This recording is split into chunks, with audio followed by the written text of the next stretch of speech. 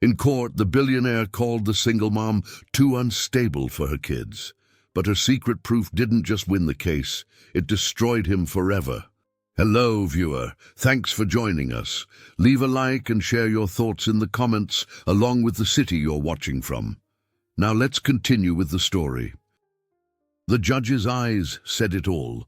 Patricia could see it, the doubt, the sympathy for the man in the $1,000 suit across the courtroom. David looked every inch the devoted father, composed, eloquent, heartbroken. And she, a single mother in a department store dress, accused of being too broken to raise her own children, but in her purse sat something David didn't know about. Something that would prove, in his own voice, exactly who was broken.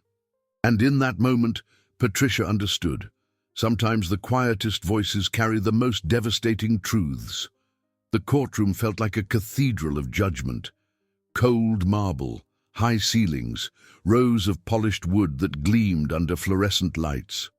Patricia Hayes Bennett sat at the defendant's table, though she wasn't the defendant, not really. This was a custody hearing, not a criminal trial. But the weight pressing down on her chest suggested otherwise. She was 38 years old. Her hands, clasped together on the table, showed the fine lines of a woman who'd worked with them, making breakfast, wiping tears, holding her babies close. Her brown hair, showing threads of grey she couldn't afford to colour, was pulled back in a simple bun. The navy dress she wore had come from Target 3 years ago, purchased back when she still hoped David might treat her with basic human kindness. Across the aisle sat her ex-husband, David William Bennett, 45 years old, though he looked younger thanks to personal trainers and expensive skin care.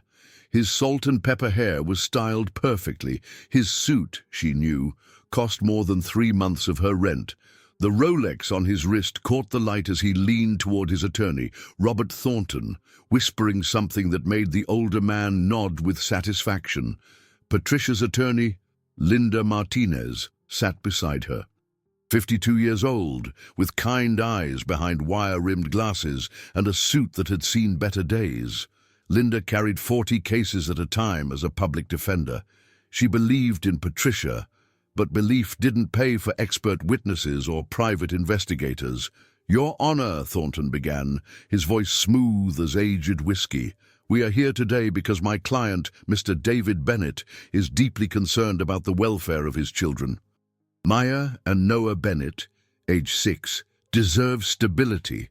They deserve a parent who can provide not just material comfort, but emotional consistency."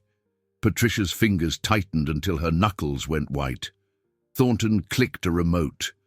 A screen behind him illuminated with a photograph, Patricia leaving her apartment building, hair disheveled, wearing sweatpants and an old coat.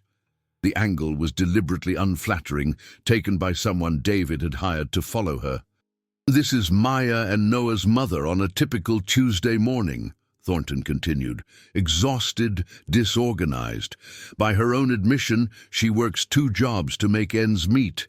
She's perpetually behind on bills. She lives in a 2-bedroom apartment in Queens, where she doesn't even have her own bedroom.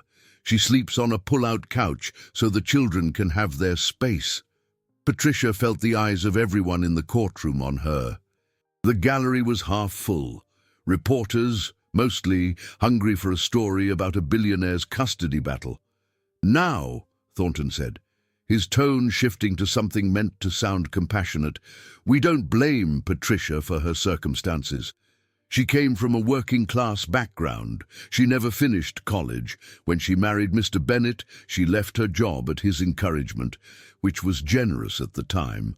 But after the marriage ended, well, she hasn't managed well." Linda started to rise, to object, but Patricia touched her arm. "Not yet. Let him talk. Let them all hear what he had to say before she spoke her truth. But the issue, Your Honor, goes deeper than financial instability." Thornton's voice dropped, became grave. "Patricia Bennett is emotionally unstable. She has been diagnosed." "Objection," Linda called out. "Standing." There is no formal diagnosis, Your Honor. Mr. Bennett is misrepresenting therapy notes from after her mother's death. Sustained, Judge Sarah Morrison said. She was 61, African-American, with steel-grey hair pulled back from a face that had heard every lie and every truth the legal system could offer. Mr. Thornton, stick to facts. Thornton didn't miss a beat. The facts, Your Honor, are these. Patricia Bennett has had multiple emotional outbursts in front of the children. She has been observed by household staff, former household staff, I should clarify, talking to herself. She has difficulty maintaining stable employment. She isolates the children from their father's family. And most concerning, she has made paranoid accusations about Mr. Bennett, accusing him of manipulation and abuse, claims which multiple witnesses will refute. Patricia's heart hammered. She could hear her mother's voice in her memory. Baby girl, the truth always comes to light. Just hold on. We have 3 witnesses prepared to testify, Thornton said. Former employees of the Bennett household, a psychiatrist who will provide expert testimony, and Mr. Bennett himself, who will tell you about his attempts, his many, many attempts to help Patricia get the treatment she needs. Judge Morrison's gaze shifted to Patricia. Just for a moment, their eyes met. Patricia saw it there, skepticism. The judge saw a tired woman in a cheap dress up against a billion-dollar empire. The outcome seemed inevitable. Mr. Bennett loves his children desperately, Thornton finished. He wants what's best for them. And with all due respect to their mother, what's best for Maya and Noah is the stability, the resources, the emotional consistency that only their father can provide. We're asking for full physical custody, Your Honor, for the children's sake. Silence filled the courtroom like water filling lungs. Linda squeezed Patricia's hand under the table. The touch said, "I'm here. We're not done." But Patricia barely felt it. Her mind had gone to a small apartment in Queens where her 6-year-old twins were staying with Mrs. Rosa Delgado, their neighbor. Maya would be drawing pictures at the kitchen table. Noah would be playing with his dinosaur figures, asking Rosa when Mommy was coming home. She'd kissed them both this morning, held them close, whispered promises she prayed she could keep. "Mommy," Maya had said, her dark eyes so serious, "are you going to win?" "I'm going to fight, sweetheart," Patricia had answered, because she couldn't lie to her daughter. "I'm going to fight with everything I have." Now, sitting in this courtroom, listening to a stranger describe her as broken, Patricia felt for her purse under the table. Inside was her wallet, her keys, a pack of tissues, and a small digital recorder. She'd bought it 3 years ago at an electronics store in Manhattan, paid $49.99. The clerk had helped her figure out how to use it.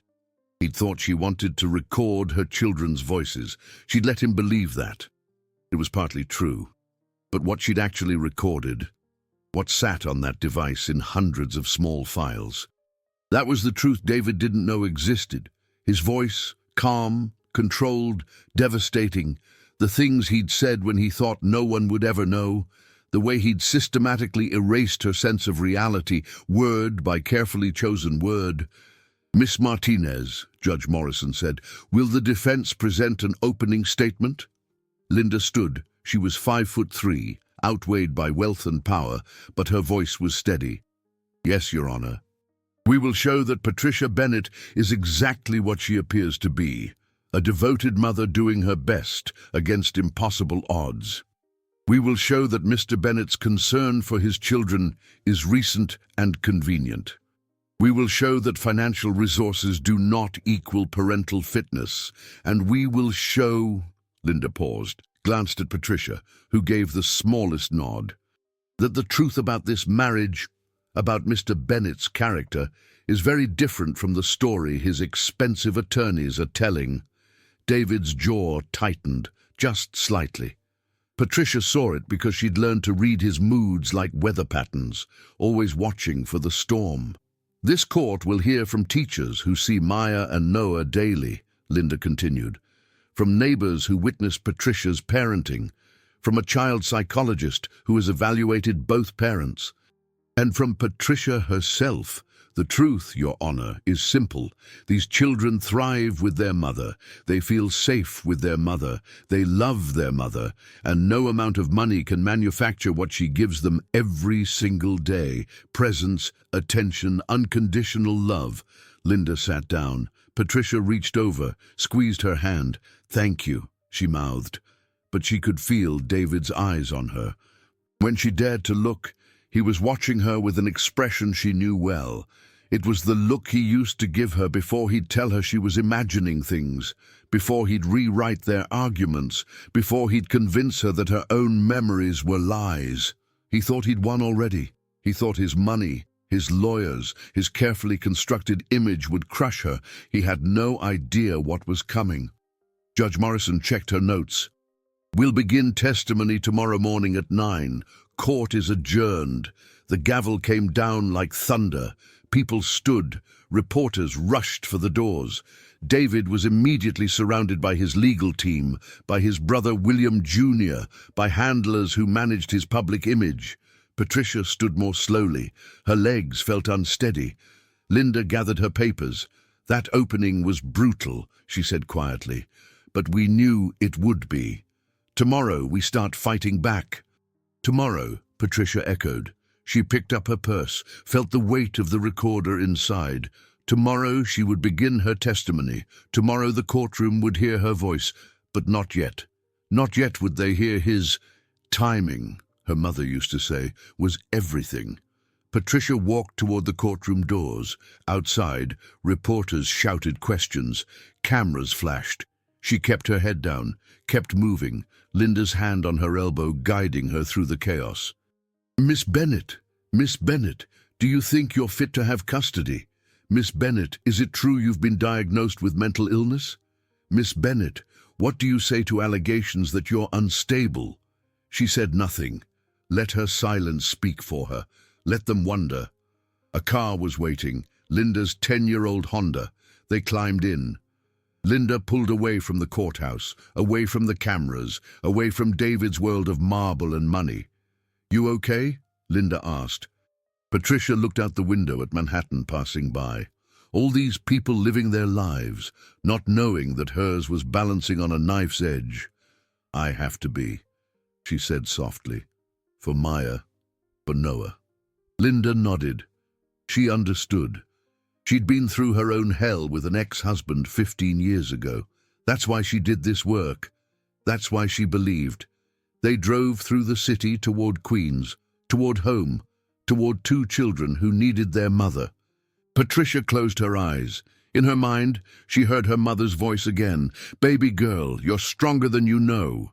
Tomorrow, she'd prove it. The apartment building stood on a quiet street in Queens, 6 stories of red brick, built in the 1970s. Worn but well-maintained. Patricia had lived here for nearly 3 years, ever since she'd left David. Left. That was the word she used, though fled was more accurate. She climbed the stairs. The elevator had been broken for a month, to the 3rd floor. Her legs ached. Everything ached. But she could hear children's voices through the door of apartment 312, and that sound gave her strength. She unlocked the door. "Mommy!" Maya and Noah launched themselves at her like small missiles of pure love. She knelt, caught them both, held them so tight her arms trembled. "Hi, babies. Hi, my darlings." Maya pulled back first, her dark eyes, Patricia's eyes, searching her mother's face. "Did you win?" Patricia touched her daughter's cheek. 6 years old and already learning that life wasn't fair, that courtrooms decided things that should be decided by love. "Not yet, sweetheart, but we're not finished. The judge needs to hear from everyone before she decides." "I told Rosa you'd win," Noah said. His hair was lighter than Maya's, like David's had been as a child. But his smile, his gentleness, that was all his own, because Mommy always wins at the important stuff. Patricia's throat tightened. She kissed his forehead. "I'm trying, baby. I promise I'm trying." Mira, Rosa Delgado appeared from the kitchen, wiping her hands on a dish towel. The older woman was 68, a widow who'd lost her husband 5 years ago and adopted the whole building as her family. Her apartment was next door, but she spent more time in Patricia's kitchen than her own. "Come, I made dinner. The children helped. We made empanadas," Noah announced. "Well, Rosa made empanadas," Maya corrected with 6-year-old precision. "We folded them. Mostly I folded them. Noah just squished them. I did not squish them." "Children," Rosa said, the single word carrying the gentle authority of grandmothers everywhere. "Set the table, please." They scrambled to obey. Rosa waited until they were in the kitchen before turning to Patricia, her expression shifting to concern. "How bad?" "Bad," Patricia admitted. "His lawyers made me sound like I'm barely functional, like I'm one step away from, I don't know, falling apart completely." Rosa's jaw tightened. "Anyone with eyes can see you are holding this family together with your bare hands. You work 2 jobs. You make every meal from scratch because it's healthier and cheaper. You help with homework. You never miss a school event. I know," Patricia interrupted gently. "I know. But they don't care about that. They care about David's money, his big house, his image. Then you show them the truth." Patricia met Rosa's eyes. The older woman knew, not everything, but enough. She'd seen Patricia's face after phone calls with David. She'd heard through thin walls when Patricia cried at night, trying to be quiet so the children wouldn't hear. "I will," Patricia said. "Soon." They joined the children in the kitchen. The apartment was small, 2 bedrooms, 1 bathroom, a kitchen barely big enough for a table. Patricia had tried to make it cheerful. Maya's drawings covered the refrigerator. Noah's dinosaur figures lined the windowsill. Second-hand furniture that Patricia had cleaned and repaired filled the space with color and comfort. It wasn't much, but it was home, safe, full of love. They sat down to eat. The empanadas were delicious, filled with seasoned beef and vegetables. Rosa had taught Patricia how to make them, just like Patricia's mother had taught her to make her own family recipes. "Mommy," Noah said around a mouthful of food, "when is Daddy coming to see us?" The question landed like a stone in still water. Maya stopped eating, watching her mother carefully. Patricia chose her words with care. "I don't know, sweetheart. The judge has to decide about visits right now. But we saw him last month," Noah continued. "He took us to that big restaurant with the fish tanks." Patricia remembered. David had taken the children to some expensive place in Manhattan. According to Maya, he'd spent most of the meal on his phone, but he'd taken pictures, posted them on social media. "Precious time with my babies." The comments had been full of sympathy for the poor father kept from his children. "Does Daddy miss us?" Noah's voice was small. Patricia's heart cracked. How did you explain to a 6-year-old that his father saw him as a possession, not a person, that David wanted custody, not because he loved them, but because losing made him look bad? "Your daddy loves you," Patricia said, choosing the kindest truth, "but sometimes grown-ups have complicated feelings. What matters is that you're safe and loved, and you are. So loved." Maya reached over, took Patricia's hand. "We love you, Mommy, more than anything, more than dinosaurs," Noah added solemnly, which was his highest measurement of affection. Patricia smiled, blinked back tears. "More than dinosaurs. Wow, I'm honored." After dinner, after baths, after stories, Patricia tucked them into their bedroom. Twin beds on either side of the small room, decorated with their chosen themes. Maya's side had stars and moons. Noah's had dinosaurs and volcanoes. "Mommy," Maya whispered in the dark, "are we going to be okay?" Patricia sat on the edge of her daughter's bed, stroking her hair. "Yes, baby, we're going to be okay. No matter what happens, we're going to be okay. Because we have each other, and we have people who love us, like Rosa and Aunt Sarah." "I wish Grandma was still here," Maya said, and Grandpa, "Me too, honey, me too." Patricia's parents had died within 2 years of each other. Her father to a heart attack, her mother to cancer. Both had warned her about David. Both had tried to tell her that his charm hid something cold. She hadn't listened, and now they were gone, and she faced this battle without them, but not entirely without them. Sometimes, in quiet moments, she felt her mother's presence, heard her voice, felt guided by a love that transcended death. She kissed both children goodnight, left their door cracked open the way they liked, and went to the living room. Rosa was still there, cleaning up. "You don't have to do that," Patricia said. "I know, but I want to." Rosa dried the last dish, turned to face her. "Mika, you need to sleep. You look exhausted. I have to work tonight. Data entry. It's due by morning." "Patricia, I need the money." "Rosa, David's team filed for emergency custody. I have to prove I can provide. I have to show I'm paying my bills, that you're what? Working yourself to death?" Rosa's voice was sharp with love. "You're already doing enough. More than enough." Patricia sank onto the couch, her bed. The pull-out mattress was thin, the springs uncomfortable, but it was hers. She pulled her laptop from her bag. "After I finish this, I'll sleep. I promise." Rosa looked at her for a long moment, then nodded. "I'll check on you in an hour. If you're still working, I'm unplugging your computer. Despite everything." Patricia smiled. "Yes, ma'am." Rosa left, the door clicking softly behind her. The apartment fell quiet except for the hum of the refrigerator, the distant sounds of the city outside. Patricia opened her laptop and started the data entry work. Mindless, tedious, but it paid. $40 an hour.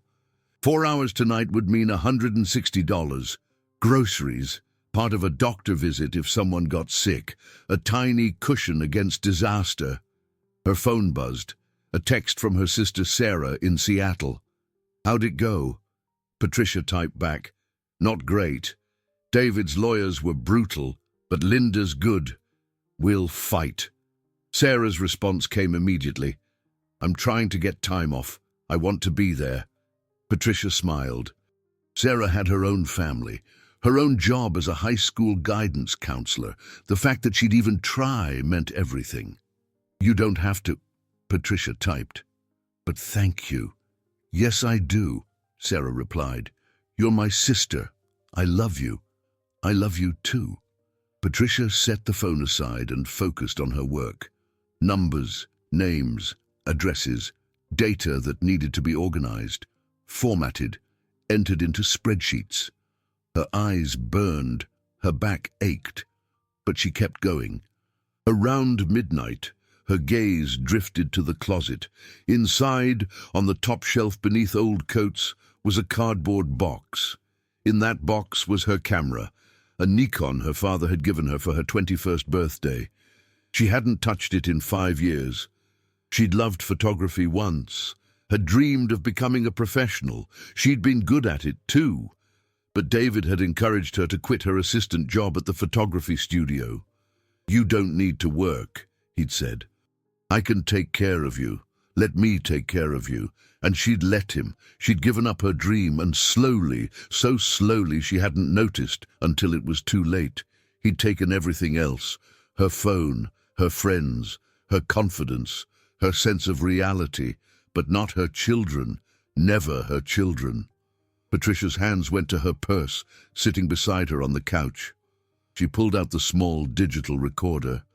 It was black, the size of a deck of cards, with a simple screen and 3 buttons: record, stop, play. She pressed play on a random file. David's voice filled the room, quiet enough not to wake the children, but clear. "You're imagining things again." "Patricia, I never said that. You must have dreamed it. You've been so tired lately, so confused." She pressed stop. Her hands were shaking. 3 years of recordings, hundreds of files. Every time he'd told her she was crazy. Every time he'd rewritten their arguments, every time he'd manipulated her perception of reality, she'd recorded it all. Not for revenge, for survival. Because she'd started to believe him. Started to think maybe she really was losing her mind. The recordings were proof for herself, more than anyone, that what she remembered had actually happened. Tomorrow, the trial would continue. David's witnesses would testify. They'd paint her as unstable, incompetent, unfit, but Patricia had something they didn't expect. The truth. In his own voice, and when the time came, when she took that stand and played those recordings, the world would hear what she'd endured. They'd understand why she'd left, why she'd fought so hard for her children. She put the recorder away, returned to her data entry work. Outside, the city hummed with midnight life. Inside, 2 children slept safely. And a mother kept watch, kept working, kept fighting, because that's what mothers did. They showed up every single day. They showed up. 17 years earlier, a charity gala at the Plaza Hotel. Patricia Hayes was 18 years old and terrified she'd spill something on someone important. She wore a borrowed black dress, too big in the waist, too short in the hem, and carried a camera that belonged to the photographer she assisted. Her job was simple: follow Marcus, the lead photographer, carry his backup equipment, and try not to be noticed. The Plaza Hotel glittered like something from a dream. Crystal chandeliers, marble floors, women in gowns that cost more than Patricia's parents made in a year. She'd grown up in a small apartment in Brooklyn. Her father was a construction worker, her mother a nurse. They were good people, hard-working people. But this world, this wealth, it was foreign as a distant planet. "Stay close," Marcus told her, "and if anyone asks, you're my assistant, not a student. These people don't like to know they're being practiced on." Patricia nodded, gripping the camera bag. The gala was raising money for childhood literacy programs. Patricia approved of the cause, even if the irony, wealthy people eating $500 a plate dinners to help poor kids read, wasn't lost on her. Marcus moved through the crowd like a shark, smooth and predatory with his camera. Patricia followed, trying to be invisible. That's when she saw him. David Bennett stood near the bar, surrounded by other young men in tuxedos. He was 25 years old, already handsome in the way of people who'd never known hardship. Tall, athletic build, dark hair styled perfectly, a smile that seemed to light up his corner of the room. He was laughing at something his companion had said. Then his gaze drifted, landed on Patricia, and stopped.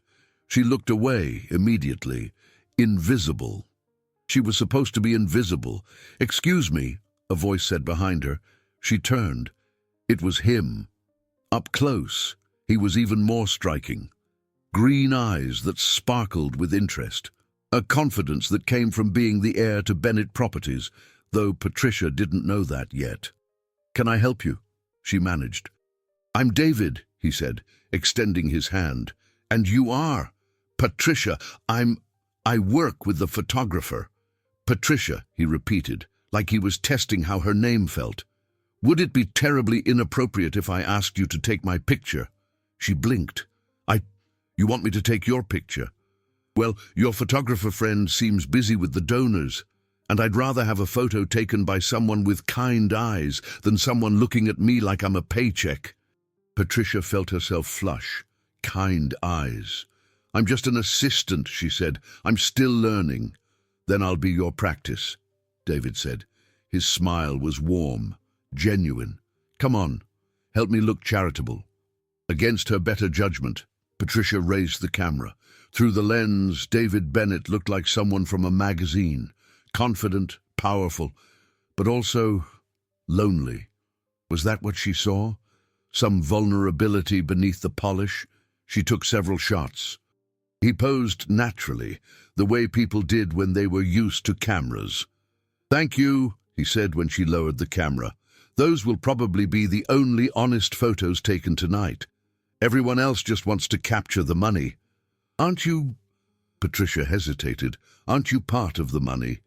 He laughed at that, surprised and delighted. "I suppose I am. David Bennett. Bennett Properties. And yes, before you ask, it's my father's company. I'm just the heir apparent, learning the family business." "Patricia Hayes," she said. "Brooklyn. My father builds things. My mother takes care of people who are sick. I take pictures, or I'm trying to—" "Patricia Hayes from Brooklyn," David said slowly. "I think I'd like to know you better. That's how it started." He asked for her number. She gave it, half expecting him never to call, but he did. 3 days later, asked if she wanted to have coffee. Coffee became dinner. Dinner became walks through Central Park. Walks became more. He was charming, attentive. He asked about her dreams, her photography, her family. He seemed genuinely interested in her world, so different from his own. "You're real," he told her one evening. 3 months into dating, everyone in my life wants something. Money, connections, access. But you just want to take pictures and be happy. It's refreshing." Patricia should have heard the warning in those words, "You're real," as opposed to what, but she was 20 years old and in love for the first time. She saw only what she wanted to see. David took her to expensive restaurants, introduced her to his world, bought her gifts, a new camera, clothes that fit properly, jewelry she felt uncomfortable accepting. "I want to give you things," he'd say when she protested. "Let me give you things." Her parents met him. Her father was polite but reserved. Her mother, Margaret, looked at David with worried eyes. Later, after he'd left, Margaret pulled Patricia aside. "Honey, be careful with that one. Mama, he's wonderful. He treats me so well. He looks at you like you're a pretty thing he wants to own, not a person he wants to know. That's not fair. You barely talk to him." Margaret sighed, touched her daughter's face. "I hope I'm wrong, baby girl. I truly do. But promise me, if he ever makes you feel small, if he ever makes you doubt yourself, you come home. You hear me? You come home." "I promise," Patricia said, not understanding why her mother looked so sad. 6 months after they met, David proposed. The ring was enormous, obscene almost. He took her to the same Plaza Hotel where they'd met, got down on one knee in front of everyone. "Patricia Hayes, will you marry me?" Everyone was watching. Cameras flashed. The crowd waited. "Yes," Patricia heard herself say. "Yes." The applause was deafening, but in the back of her mind, her mother's voice whispered, "Be careful, baby girl." The wedding was large, expensive, everything David's mother Victoria wanted. Patricia felt like a doll being dressed up and posed. Her opinions on flowers, music, food, they were listened to politely and then ignored. "Trust me, darling," Victoria would say. "I know how these things are done." Patricia was 23 when she married David Bennett. She wore a dress that cost $40,000 and felt like a princess in a fairy tale. She didn't know yet that some fairy tales were warnings. The honeymoon was in Bali. 2 weeks in paradise. David was attentive, romantic, everything she'd dreamed, but there were moments, small things. The way he'd ordered for her at restaurants without asking what she wanted. The way he'd suggested she not post certain photos on social media because they weren't flattering enough. The way he'd casually mentioned that maybe she should think about stopping her photography assistant job. "You don't need to work anymore, darling. I can take care of you. Besides, those hours are so long. When would we see each other?" "I love my job," Patricia said. "I know, but don't you love me more?" How did you argue with that? So she quit. Told herself it was temporary. She'd go back eventually. She didn't know that eventually would never come. The first year of marriage was fine. They lived in David's penthouse apartment on the Upper East Side. Patricia tried to make it feel like home, but Victoria kept stopping by with decorators, with suggestions, with comments about Patricia's taste being a bit too Brooklyn. David's friends became their friends. Patricia's friends, her real friends, slowly drifted away. David never forbade her from seeing them. He just made it difficult, scheduled things on the same nights, expressed subtle disappointment when she chose them over his plans. "I thought we were going to spend time together tonight," he'd say, his voice wounded. "But if your friends are more important," so she cancelled, rescheduled, eventually stopped trying. By their second anniversary, Patricia had no friends except the ones David approved of. She had no job, no money of her own. Everything went through David. No car. He had drivers. She had her camera, but no one to photograph. No assignments. No purpose except being David's wife. "I'm thinking about going back to school," she told him one evening. "Maybe studying photography more formally." "That's a lovely hobby, darling," he said, not looking up from his phone. "But why waste the money? You already take beautiful pictures. I want it to be more than a hobby. I want..." "Patricia," he interrupted, still not looking at her. "You have everything you need. Why do you always want more?" That was the first time she felt it, the subtle reframing of reality. She'd expressed a dream, and he'd made it sound like greed. I want to contribute something," she said quietly. "You contribute," David said. "You're my wife. That's important. Why isn't that enough? Why wasn't it enough?" That question would haunt her for years. By the time she was 25, Patricia felt like a ghost in her own life. Beautiful apartment, wealthy husband, everything she supposedly ever wanted, and she was miserable. But she couldn't say that, because David was kind, wasn't he? He gave her everything. He loved her, didn't he? Then when she was 28, David made the suggestion that would complete her isolation. "Darling, I think you should stop working, even the charity events. Just rest. Focus on yourself, on us." "But I'm not working," she said, confused. "I mean all of it. The volunteering, the book club, all those little things you do. They're exhausting you. They're the only things I do." "Exactly," David said gently. "You're spreading yourself too thin. I worry about you. You've seemed so fragile lately." Fragile. That was a new word. "I'm not fragile," Patricia said. "Of course not," David soothed. "I didn't mean it like that. I just want you to be happy. Are you happy, Patricia?" The question sat between them like a test. "Yes," she lied. "I'm happy." "Good," David said, "because I love you, and I want to take care of you, always." He kissed her forehead, went back to his phone, and Patricia sat in their penthouse apartment, surrounded by luxury, and felt more alone than she'd ever felt in her life. She was 28 years old. She had no job, no friends, no money of her own, no purpose beyond being Mrs. David Bennett. And somewhere deep inside, a voice that sounded like her mother whispered, "Come home, baby girl, it's not too late, come home." But she didn't listen. Not yet, not for 6 more years. The year 2021. Patricia was 34 years old, and she was disappearing. Not physically. Her body was still there, thinner than it should be, tired in a way that sleep didn't fix, but present. It was herself that was vanishing. The person she'd been before David, the woman with dreams and laughter and opinions, that Patricia was becoming a ghost, and she was terrified no one would notice before she was completely gone. The twins were 2 years old, Maya and Noah. They'd been born 13 months after Patricia's mother died of cancer. She'd never gotten to meet them. That loss sat in Patricia's chest like a stone. Her father had died 3 years before that, a heart attack at 70. She'd lost both parents before she turned 33, and in her grief, isolated in her marriage, she'd had no one to turn to except David. He hadn't been cruel, exactly. Not in the ways people understood. He hadn't hit her, hadn't screamed, hadn't done any of the things that left visible marks. His cruelty was quieter, colder, more insidious. It was a Tuesday in October when everything changed. Patricia would remember that Tuesday.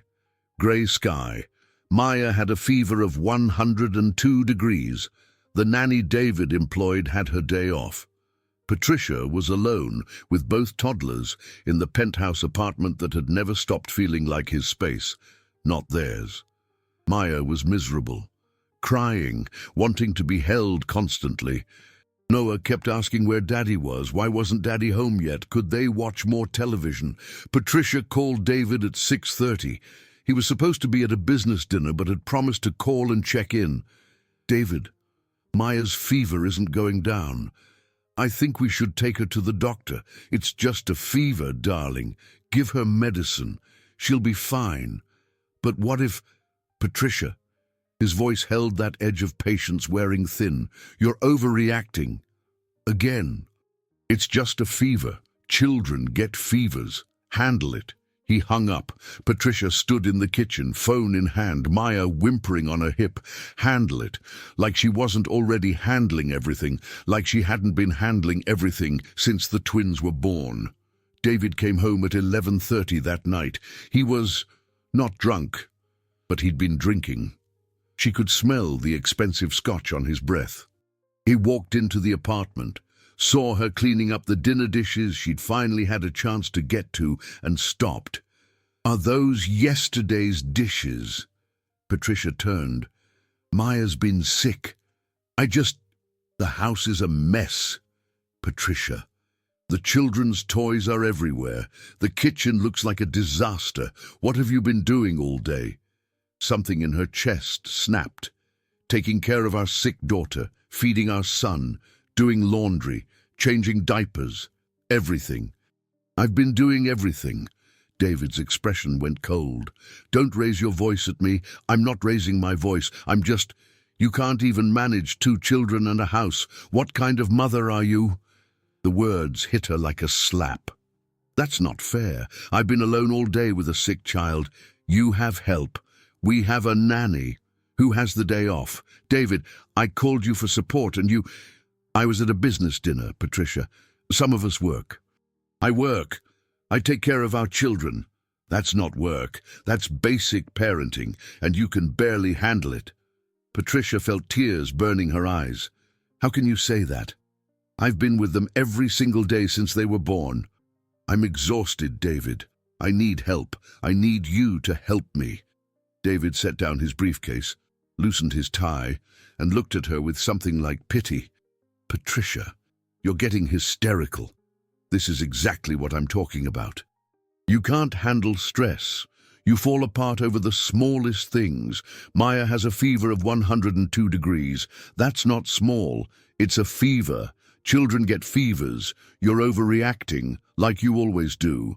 I'm not overreacting. Lower your voice. You'll wake the children. Patricia lowered her voice, but her hands were shaking. I need you to acknowledge that I'm doing my best here, that it's hard, that I deserve some support. David walked past her, opened the refrigerator, pulled out a bottle of water. I support you, Patricia. I give you everything. This apartment, a nanny, a car service, anything you want. What more do you want from me? I want you to be my partner. I want you to care that I'm struggling. You want, David interrupted. It's always about what you want. What about what I need? I work 12-hour days building an empire. I come home exhausted, and instead of a peaceful house, I find chaos and a wife who's falling apart over a simple fever. Patricia stared at him. I'm not falling apart. You're crying right now. Because you're being cruel. David's expression shifted, became gentler, more concerned. And that's when Patricia felt true fear. Because this version of David, the worried, caring husband, was somehow more dangerous than the cold one. Patricia, darling, he said softly, I'm worried about you. This emotional instability, it's getting worse. Maybe you should talk to someone, a therapist, get some help. I don't need a therapist. I need my husband to support me. I am supporting you, but you have to admit this isn't normal, getting this upset over everyday stress. It's concerning. Everyday stress. David, I've been alone with a sick child all day. I'm allowed to be tired and emotional. Of course you are, he soothed, but it's more than that, isn't it? You've been fragile for a while now. Since your mother died, I've been patient.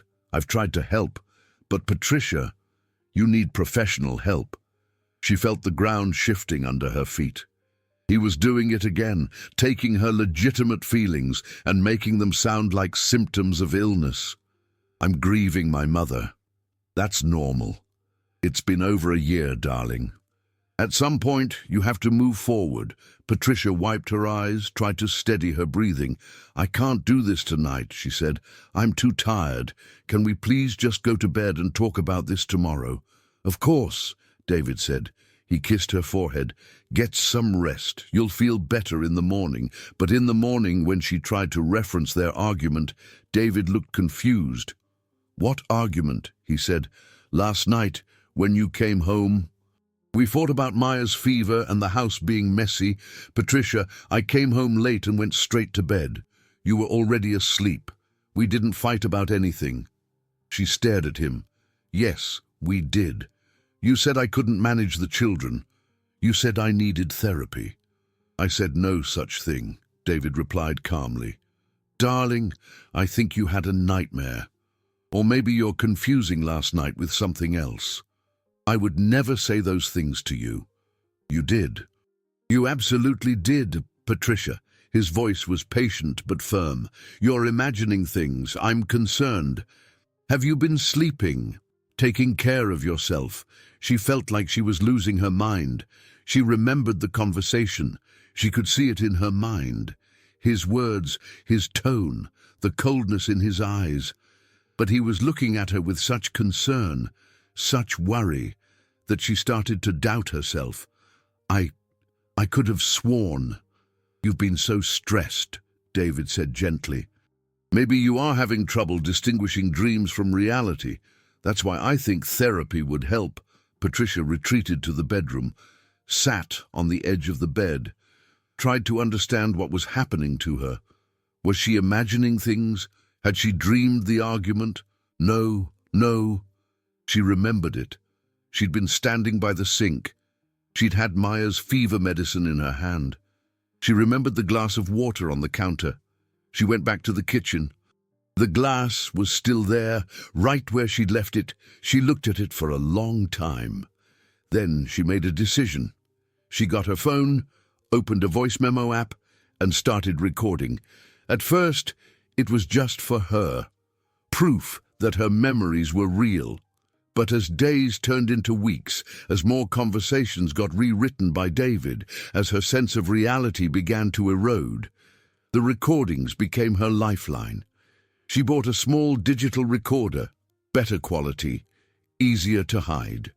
She kept it in her pocket, and she documented everything. Every time David told her she was imagining things, every time he rewrote an argument, every time he made her doubt her own mind, his voice, calm, controlled, devastating. "You're too emotional, Patricia. No one will ever believe you. You're becoming unstable. The children need a stable parent, someone who isn't always breaking down. If you leave, I'll make sure everyone knows you're crazy. I'll take the children. You'll never see them again." She recorded it all, hundreds of files, hundreds of pieces of proof that she wasn't imagining things, wasn't crazy, wasn't broken. The recordings saved her sanity, and one day she knew they'd save her children. The day she decided to leave, Maya and Noah were 3 years old. David had been traveling more.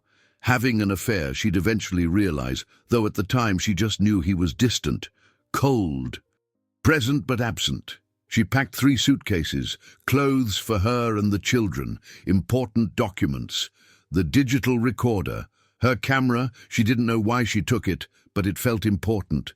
She waited until David was out of town, left a note, filed for divorce the same day.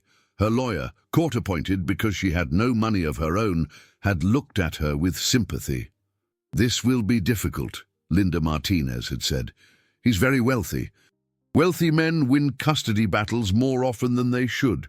"I know," Patricia said, "but I have something he doesn't know about." "What's that?" "The truth."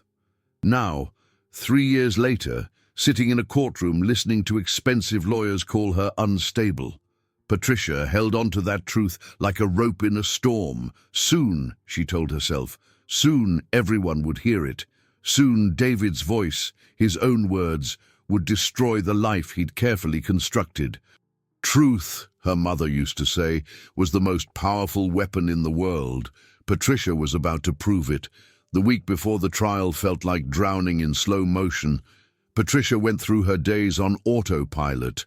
Work at Mike's coffee shop in the mornings, picking up the twins from school, data entry at night after they slept. Every moment filled with necessary tasks, leaving no space to think about what was coming. But thinking about it was all she could do. Linda Martinez's office was on the 4th floor of a building that had seen better decades. The elevator was broken, so Patricia climbed the stairs, grateful for the exertion. Physical exhaustion was easier than emotional exhaustion. Linda's office was cramped, every surface covered with files and legal pads. The public defender looked up when Patricia entered, her eyes showing the strain of carrying too many cases with too few resources. "Patricia, good. Sit. We need to go over your testimony." Patricia sat in the worn chair across from Linda's desk. Through the window, she could see a slice of Manhattan skyline, buildings reaching toward a grey November sky. "How are you holding up?" Linda asked. "I'm terrified." "Good. That means you understand what we're facing." Linda pulled out a legal pad covered in notes. "David's team is going to call 3 witnesses tomorrow. Amy Hutchinson, James Porter, and Dr. Harold Vance." "Amy was our housekeeper," Patricia said. "David fired her 6 months before I left. He's paying her to lie about me." "Can you prove that?" "No, but I know David. He doesn't do anything without leverage." Linda nodded. "James Porter is David's business partner.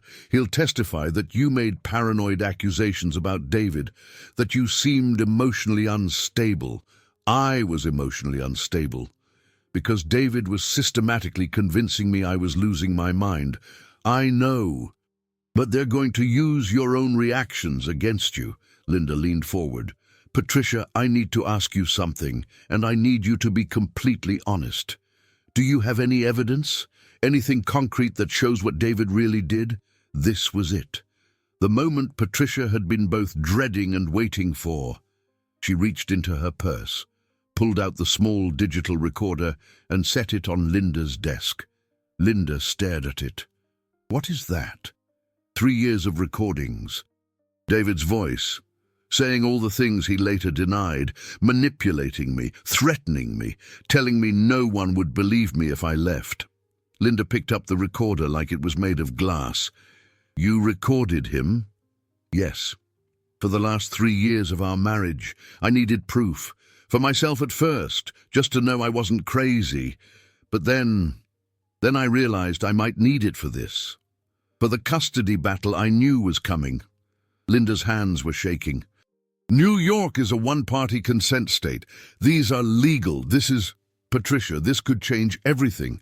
Why didn't you tell me before?" "Because I wasn't sure," Patricia admitted.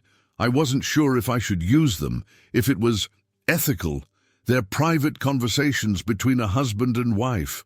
Private conversations where he was abusing you," Linda said firmly. "This is evidence of emotional abuse and manipulation. This is..." She pressed play on a random file. David's voice filled the office, calm and cold. "If you try to leave, Patricia, I'll destroy you. I'll make sure every judge, every social worker, everyone sees you as the unstable, paranoid woman you've become. No one will believe you. You're nothing without me." Linda stopped the recording. Her eyes were wet. How many files? 372. Jesus. They sat in silence for a moment. "We need to be strategic about this," Linda finally said. "We can't just dump 300 recordings on the court. We need to select the most damaging ones, the ones that show the pattern clearly, the ones that prove your allegations." "I've already marked the strongest ones," Patricia said quietly. "I've been preparing for this for 3 years." Linda looked at her with something like awe. "You're a lot stronger than David thinks you are." I'm a mother, Patricia said. We do what we have to do. They spent the next 2 hours going through recordings. Linda took notes, her anger growing with each clip. David's voice, over and over, calm and cruel. You're imagining things. That never happened. You're too emotional to think clearly. I'm concerned about your mental health. The children would be better off without you. You're a terrible mother. Finally, Linda sat back. We have enough. More than enough. The question is when to introduce them. When I testify, Patricia said, after David's witnesses have painted me as unstable, after he's testified, then I take the stand and prove, in his own words, exactly who is unstable. Linda nodded slowly. It's risky. If the judge doesn't allow them as evidence, she will, Patricia said. She has to, because they're the truth. Truth and law don't always align. Then I'll make them align. Linda studied her. You've changed. From the first time you came to my office 3 years ago, you were so broken then. I'm still broken in a lot of ways, Patricia said honestly, but I'm also fighting, and I'm not alone anymore. I have you. I have Rosa. I have Sarah. I have people who believe me. That's more than I had with David. They reviewed the testimony strategy. Linda would call character witnesses. Rosa, Mike from the coffee shop, the twins' teacher. She'd establish Patricia's devotion to her children, her hard work, her community support. Then the bombshell, the recordings. One more thing, Linda said, as Patricia prepared to leave. Be ready for them to attack you on the stand. Thornton is going to try to break you, to make you look emotional, unstable, exactly what David claims. You have to stay calm, no matter what he says, no matter how he provokes you. I've lived with David for 12 years, Patricia said. I know how to stay calm while someone tries to destroy me. That evening, Patricia picked up the twins from school. Maya came running out with a drawing, their family, with Rosa and Aunt Sarah included.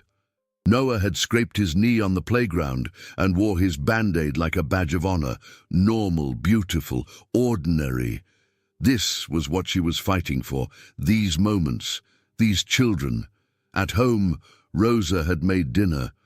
Sarah called from Seattle, checking in, promising she'd gotten time off work and would be flying in tomorrow. I'll be in that courtroom, Sarah said.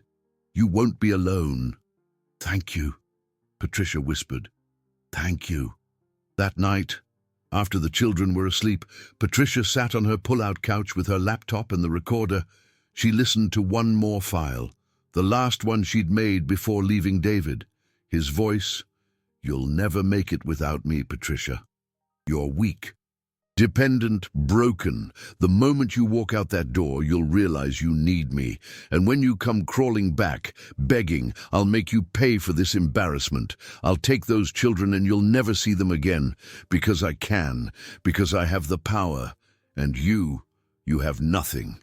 Patricia stopped the recording, looked at the darkened windows of her small apartment, looked at her sleeping children's bedroom door. I have everything that matters, she whispered to the empty room, and tomorrow I'm going to prove it. Her phone buzzed. A text from Mike. Thinking of you. You're one of the strongest people I know. You've got this. She smiled. Mike had been so kind these past 2 years. Working at his coffee shop had been more than just a job.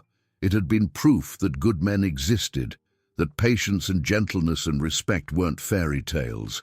She wasn't ready for romance. Might not be for a long time, but knowing he was there, that quiet support, that gentle presence, it helped. Patricia set her phone aside, pulled out her mother's old recipe box. Inside were index cards written in Margaret's handwriting. Recipes, yes, but also notes. Wisdom. On the back of the card for chicken soup, her mother had written, "Sometimes you just need to keep putting one foot in front of the other. That's all courage is, baby girl. Just the next step." Patricia closed her eyes, felt her mother's presence like a warm hand on her shoulder. "I'm taking the next step, Mama. I'm standing up in front of everyone and telling the truth. Help me be brave. Please, help me be brave." In the silence of her apartment, surrounded by her children's sleeping breaths and the city's distant hum, Patricia felt peace settle over her. She was ready. Tomorrow, truth would speak. The courtroom was packed when Patricia arrived the next morning. Word had spread about the billionaire custody battle, and reporters filled the gallery alongside curious onlookers. Patricia felt their eyes on her as Linda guided her to their table. Sarah was there, in the front row behind Patricia. She'd taken a red-eye flight, looked exhausted, but her smile was fierce and supportive. Rosa sat beside her, dressed in her church clothes, radiating protective grandmother energy. David was already seated with his legal team. He looked perfect as always. Expensive suit, perfect hair, the expression of a concerned father. When he caught Patricia's eye, he smiled, small, confident. It said, "You can't win." Patricia didn't smile back. She just looked at him steadily, until he looked away. Judge Morrison entered. Everyone stood. The machinery of the court system ground into motion. "Mr. Thornton, you may call your first witness."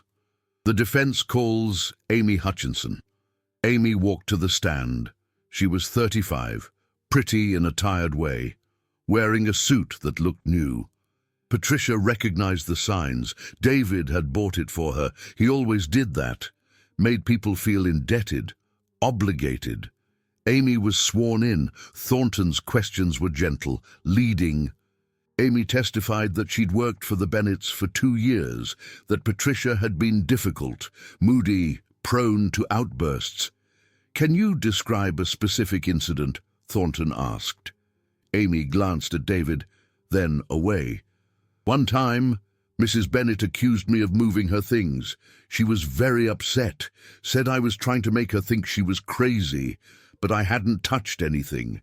She just forgot where she put things. And how often did this happen? Often. She seemed very confused, very unstable."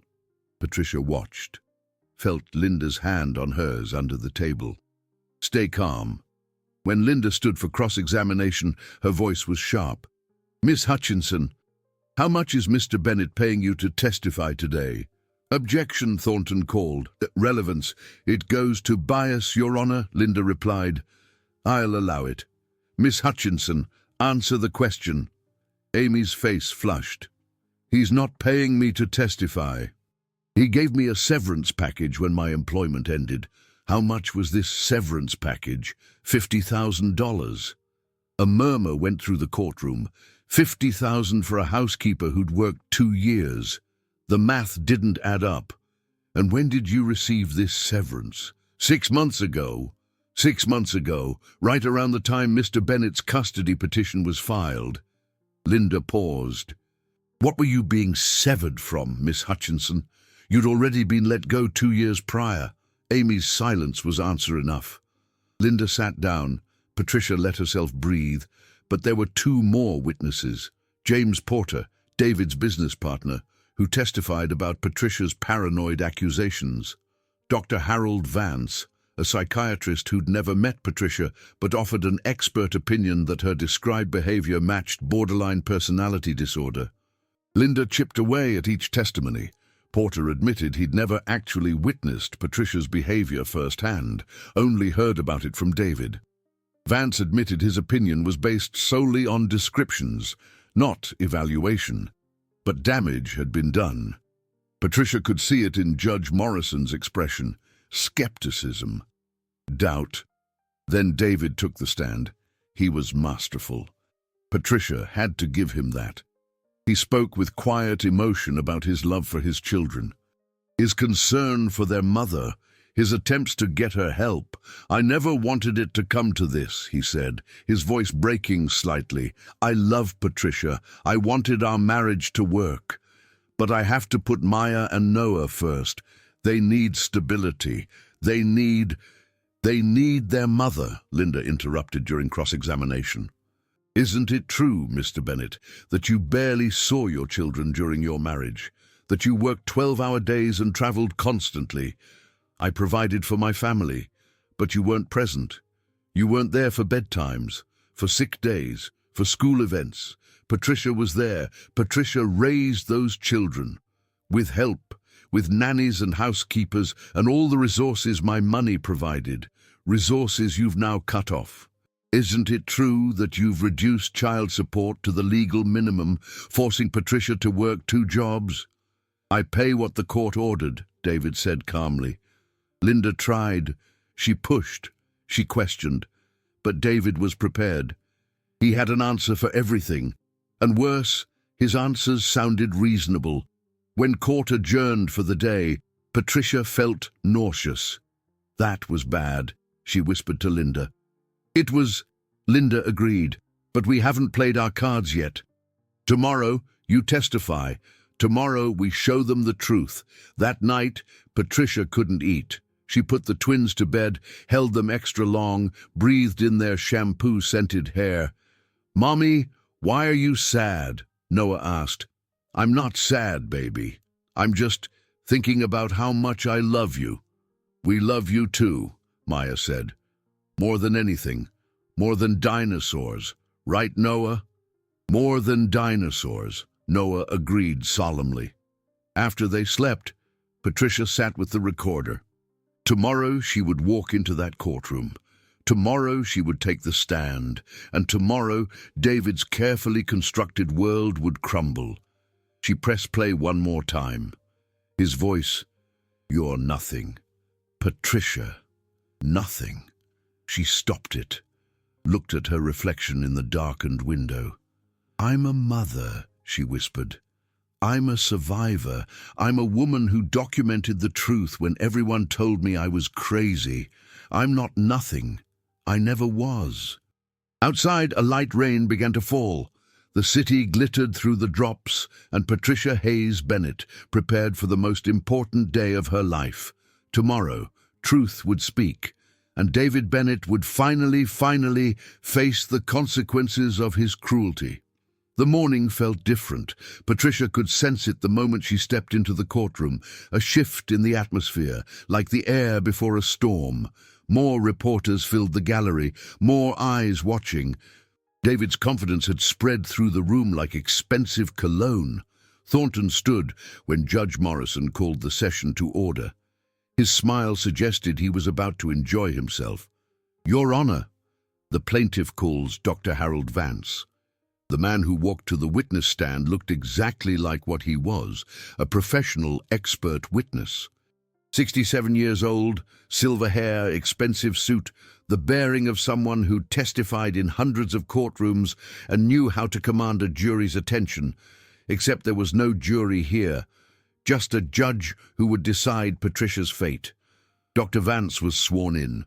His credentials were impressive: psychiatrist, 30 years of experience, author of 3 books on personality disorders. What Thornton didn't mention, and Linda would have to establish, was that Dr. Vance made his living testifying for whoever paid him. "Dr. Vance," Thornton began, "have you reviewed the materials I provided regarding Patricia Bennett? I have descriptions of her behavior from multiple witnesses, medical records indicating she sought therapy after her mother's death, accounts of emotional instability and paranoid thinking. And based on these materials, have you formed a professional opinion?" "I have." Mr. Vance settled into his seat like a professor beginning a lecture. "Based on the pattern of behavior described, the emotional volatility, the paranoid accusations, the difficulty maintaining stable relationships, the dependence followed by hostile separation, Patricia Bennett exhibits clear markers of borderline personality disorder." Patricia felt the words land like stones. Borderline personality disorder, a diagnosis that would follow her, define her, mark her as unstable in every court document from this moment forward. "And in your professional opinion," Dr. Vance continued, "someone with this disorder would have difficulty providing stable parenting." "Objection," Linda called. "Speculation and prejudicial." "Your Honor," Thornton replied smoothly.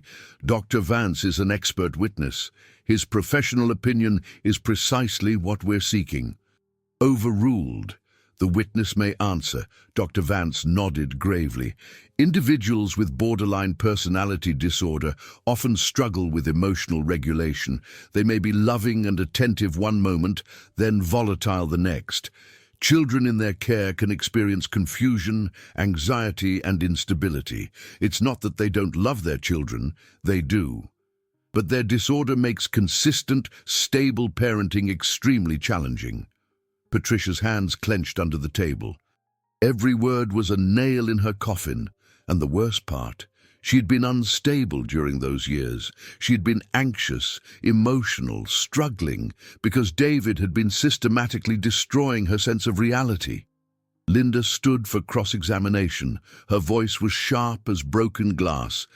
Dr. Vance, have you ever actually met Patricia Bennett? No, but I've reviewed extensive... Have you ever evaluated her in person? No, however the materials provided. Have you ever observed her parenting? No, but based on witness testimony. So your entire opinion, Patricia's entire diagnosis, is based solely on descriptions provided by the man trying to take custody of her children. Dr. Vance shifted slightly. I've reviewed multiple sources. Sources provided by David Bennett's legal team. Linda held up a paper. Dr. Vance, how much are you being paid for your testimony today? My standard expert witness fee is $5,000. $5,000 to diagnose a woman you've never met with a serious mental disorder. Tell me, doctor, in your 30 years of practice, how many times have you testified for the defense versus the prosecution, for the wealthy versus the poor? Objection, Thornton called. Argumentative, sustained. Miss Martinez, ask questions, don't make speeches. Linda pivoted. Dr. Vance, is it possible for someone to exhibit symptoms of emotional distress, anxiety, emotional responses, seeking therapy, without having borderline personality disorder? Of course, situational stress can... Situational stress. Like being married to someone who manipulates you, someone who tells you you're crazy when you're not, someone who systematically isolates you from friends and family. Objection. Withdrawn. Linda sat down, but the damage had been done. Patricia could see it in the judge's expression. A man with credentials had diagnosed her. Labels stuck. Diagnoses followed people. The next witness was worse. Margaret Chen was the director of Little Bright Stars Preschool, the exclusive Manhattan school where Maya and Noah had attended briefly before Patricia left David. She was 55, impeccably dressed, the kind of woman who ran her school like a small kingdom. Thornton walked her through her testimony with practiced ease. Miss Chen, do you remember an incident in April of 2023 involving Patricia Bennett? I do. She arrived to pick up the twins nearly 45 minutes late. She seemed disoriented, disheveled. When I expressed concern, she became defensive, emotional. Did she offer an explanation? She said something about losing track of time. But she appeared unwell. I was concerned about the children's safety. Patricia wanted to scream. She'd been 45 minutes late because she'd been working a double shift at a diner, trying to afford food after David cut her off financially. She'd called the school, explained she'd be late. They'd said it was fine. But now, in this courtroom, 45 minutes became evidence of incompetence. Linda's cross-examination was brief but pointed. Miss Chen, Patricia called ahead. Didn't she? Well, yes, but... And the school agreed to keep the children in after care. Yes. However, her appearance after working a double shift to feed her children. Patricia's question hung in the air. Nothing further. But the stories kept coming. Small moments, ordinary struggles, reframed as evidence of instability. Patricia arriving at school with unwashed hair. Patricia forgetting to sign a permission slip. Patricia seeming tired, stressed, overwhelmed, all true, all understandable for a single mother working multiple jobs. But Thornton made each incident sound like a crisis, each mistake like a pattern.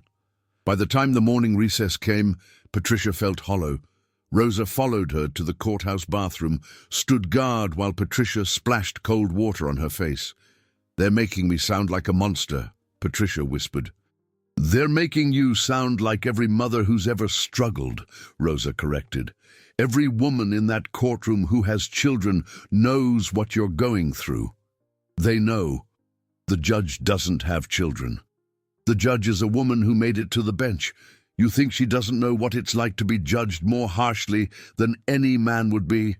Rosa gripped her shoulders. "You hold on, mija. Your turn is coming." Patricia nodded, straightened her shoulders, went back to face the afternoon session, but something had broken inside her. Some small flame of hope had flickered and dimmed. She could feel defeat creeping in at the edges of her vision. David watched her return to her seat. His eyes held satisfaction. He thought he'd won. Maybe he had. Linda's witnesses took the stand that afternoon like soldiers marching into battle they knew they might lose. Rosa Delgado was first. She wore her best dress, Sunday shoes, and carried herself with the dignity of a woman who'd raised 6 children and buried a husband she'd loved for 40 years. When she was sworn in, her hand on the Bible was steady. Linda's questions were gentle, designed to let Rosa's character shine through. "Miss Delgado, how do you know Patricia Bennett?" "She's my neighbor. Has been for 3 years. She lives in the apartment next to mine with her 2 beautiful children." "And in those 3 years, what have you observed about Patricia's parenting?" Rosa's face softened. "I see a mother who loves her children more than life itself. I see her walk them to school every morning, rain or shine. I see her help with homework at the kitchen table. I hear her read bedtime stories through the wall, the same stories over and over because the children love them. I see her work 2 jobs, come home exhausted, and still have patience for their questions, their games, their needs. Has she ever seemed unstable to you?" "Unstable?" Rosa's voice carried indignation. "She's the most stable thing in those children's lives. She's their rock, their whole world. They feel safe with her, loved. That's not instability. That's devotion." Patricia blinked back tears. Rosa's words were a balm on wounds she didn't know how to heal. Thornton's cross-examination was brief and cutting. "Miss Delgado, you're Patricia's friend, aren't you?" "Yes. You care about her." "Very much. So you have a bias. You want her to win custody." Rosa met his eyes steadily. "I want those children to be with their mother, where they belong. If that's bias, then yes, I'm biased toward love." Thornton had no response to that. Next came Mike Chen. Patricia watched him walk to the stand. This quiet man who'd shown her what kindness looked like. He wore a simple suit, looked nervous but determined. Linda established that Patricia worked at his coffee shop, had for nearly 2 years. Then she asked the important questions. "Mr. Chen, in the time you've known Patricia, have you observed her with her children?" "Many times. She brings them by the shop sometimes. Or I see her at school pickup when I'm running errands." Mike's voice was soft but clear. She's everything a mother should be. Patient when they're restless, comforting when they're upset, present, really present, not on her phone, not distracted, just there with them. Has she ever seemed unstable or incompetent to you?" Mike paused, choosing words carefully. "She's seemed tired, stressed, like anyone would be in her situation. But unstable, no. She's one of the strongest people I've ever met. She shows up every day. She does the work. She loves those kids with everything she has." Something in his voice made Patricia's breath catch. The way he said she's one of the strongest people I've ever met. Like he saw her, really saw her. Thornton stood for cross. "Mr. Chen, isn't it true that you have romantic feelings for Patricia Bennett?" The courtroom went silent. Mike's face flushed. I care about her. As a friend." as an employee. But you'd like it to be more than that, wouldn't you? Thornton pressed. You're hoping that if she wins custody, if she's grateful, perhaps she'll return your feelings. Objection, Linda called. This is inappropriate and irrelevant. It goes to bias, Your Honor, Judge Morrison considered. I'll allow the question, but Mr. Thornton, tread carefully. Mike looked at Patricia, then away.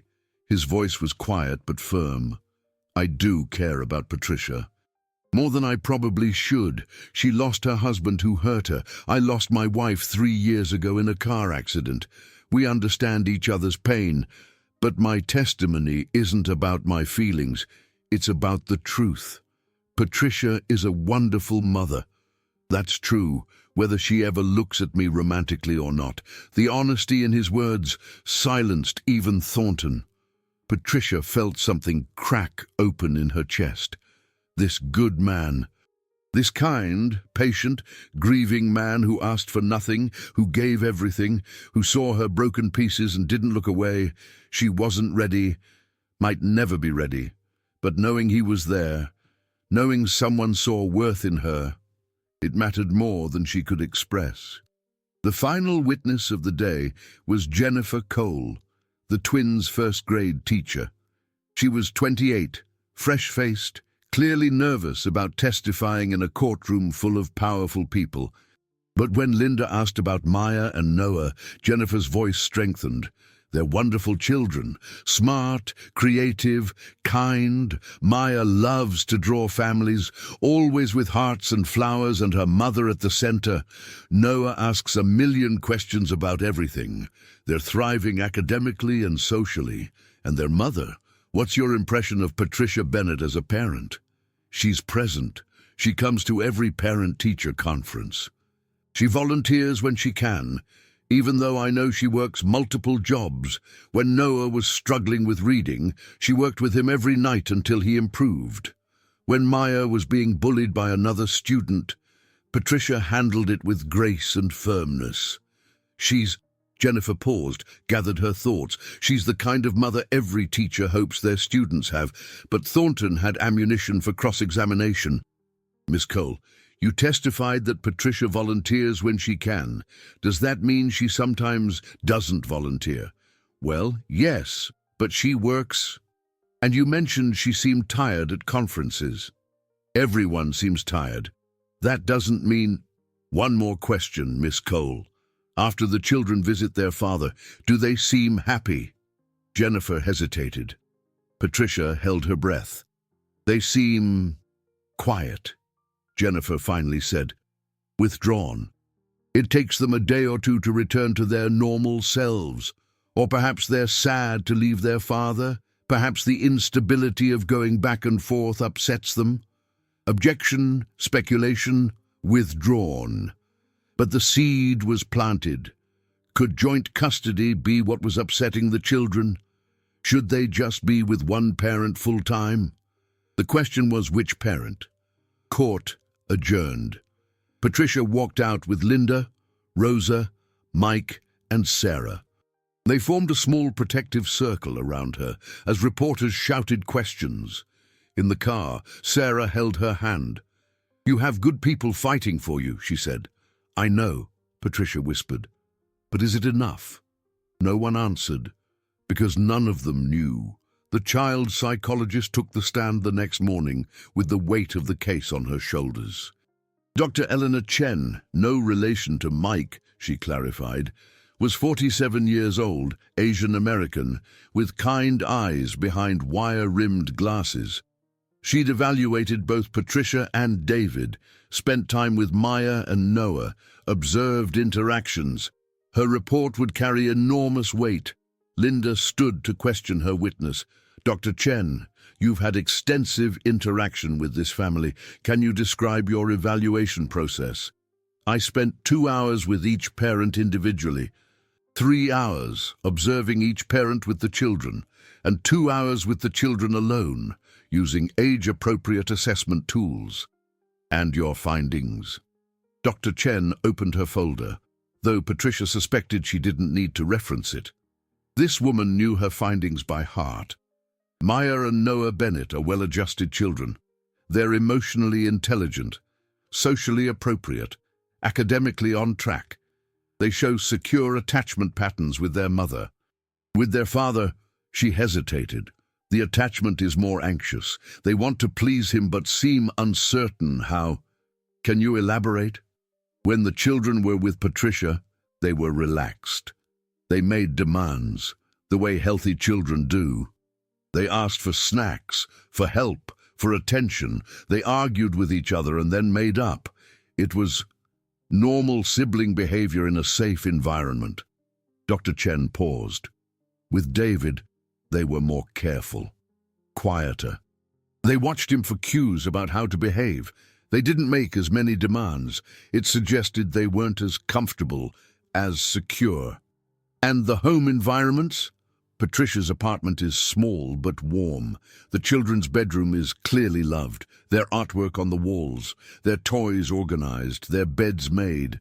The living space shows signs of a working mother, some dishes in the sink, some laundry waiting to be folded, but nothing concerning. It's a home where children are prioritized, and David Bennett's home? His penthouse is beautiful, spacious, but the children's room there felt staged, like a showcase. Everything was too perfect, too pristine. Maya told me she's afraid to touch things at Daddy's house because they might get messy. Patricia closed her eyes. Her daughter, afraid to be a child in her father's home. Dr. Chen, Linda continued, in your professional opinion, where should these children live? With their mother? Unequivocally, Patricia Bennett is devoted, present, attuned to her children's needs. Yes, she's financially stressed. Yes, she works hard. But those children know they are loved. They know they are safe. That's worth more than any penthouse or trust fund. Hope bloomed in Patricia's chest like a flower pushing through concrete. But Thornton's cross-examination was brutal. Dr. Chen, you noted that Patricia's apartment had dishes in the sink and laundry waiting to be folded. Doesn't that suggest disorganization? It suggests she's human and working 2 jobs. You also noted she seemed tired during your evaluation. She's a single mother working multiple jobs. Tired is expected, but chronic fatigue can impact parenting quality, can't it? Only if it leads to neglect, which I saw no evidence of. Thornton shifted tactics. Dr. Chen, you said the children seem more careful around their father. Couldn't that simply be respect? Good behavior? There's a difference between respect and anxiety. These children show anxiety around their father. Or perhaps they're simply better behaved with him because he sets clearer boundaries. Patricia, by your own description, lets them be messy, noisy, demanding. Perhaps David is teaching them discipline. Objection, argumentative, sustained. But Thornton had made his point. Everything could be reframed. Patricia's warmth became permissiveness. The children's comfort became lack of discipline. David's emotional distance became appropriate boundaries. Dr. Chen left the stand looking frustrated. Patricia caught her eye, mouthed, "Thank you." The psychologist nodded. During the lunch recess, Linda was blunt. That was good testimony. But Thornton's chipping away at it. And tomorrow, David takes the stand. That's when we really need to be ready. Patricia nodded. She knew what Linda meant. David was good at performance. He'd spent 12 years perfecting his mask. Tomorrow, he'd wear it in front of the judge, and everyone would see the charming, concerned father he pretended to be. But that evening, Patricia sat with her recorder and listened to his real voice. The voice Linda would soon help her reveal. Soon, she promised herself, soon everyone would hear the truth. That night, Maya woke up crying. Patricia went to her, held her close. "What's wrong, sweetheart? I had a bad dream. You went away and didn't come back." Patricia's heart shattered. "I'm not going anywhere, baby. I'm right here. I'll always be right here. Promise? Promise." But as she rocked her daughter back to sleep, Patricia wondered if that was a promise she could keep. What if the judge ruled against her? What if David won? No. She couldn't think that way. She had to believe in truth, in justice, in love being enough. She had to believe. David William Bennett took the witness stand at 9:15 the following morning. He wore a navy suit that probably cost more than Patricia's rent for 6 months. His hair was perfect. His expression was that of a man bearing a heavy burden with dignity and grace. Patricia wanted to scream. Thornton's questions were softballs, designed to let David tell his story without challenge. "Mr. Bennett, tell us about your relationship with your children." David's voice was measured, emotional, in exactly the right places. "I love Maya and Noah more than anything in this world. They're my legacy, yes, but more than that, they're my heart. I never wanted this custody battle. I wanted Patricia and me to co-parent peacefully. But I became increasingly concerned about their welfare." "What concerned you?" "Patricia's mental state. After her mother died, she began to deteriorate. I tried to be supportive. I suggested therapy. I tried to help, but she became paranoid, accusing me of things that never happened. She'd rewrite our conversations, claim I'd said things I never said. It was heartbreaking to watch someone I loved lose touch with reality." Patricia's fingernails dug into her palms. Every word was a lie delivered with perfect sincerity. "Did you try to get her help?" "I did, multiple times. I offered to pay for the best psychiatrists, but she refused. She said I was the problem, that I was trying to convince her she was crazy. That was her paranoid thinking." David paused, composed himself. "When she left with the children, I was devastated, but I thought, if she needs space, I'll give her space. I'll pay child support. I'll see the kids when I can. I just wanted them safe and loved." "Then why file for custody?" "Because I realized Patricia wasn't getting better. She was working herself to exhaustion, living in inadequate housing. The children were being exposed to instability, poverty, stress. I have the resources to give them everything: the best schools, the best home, stability, consistency. I realized that staying silent wasn't helping anyone. My children deserve better." He delivered it perfectly. The concerned father, the reasonable man, the parent who just wanted what was best. Thornton asked about his business success, his family history, his resources. David answered with humility and pride. He was the perfect witness. Finally, Linda stood for cross-examination. The courtroom tensed. This was the moment. Could she crack his facade? "Mr. Bennett, you testified that you tried to help Patricia. What specifically did you do?" "I suggested therapy, offered to pay for it." "Did you attend couples therapy with her?" "She didn't want couples therapy." "Did you offer?" David paused. I may have suggested it, but you didn't actually attend any therapy sessions with her, did you?" "No." "You testified that Patricia became paranoid after her mother's death. How much time did you spend with her during that period?" "I was there as much as I could be. But I had work." "How many days a week were you traveling for business?"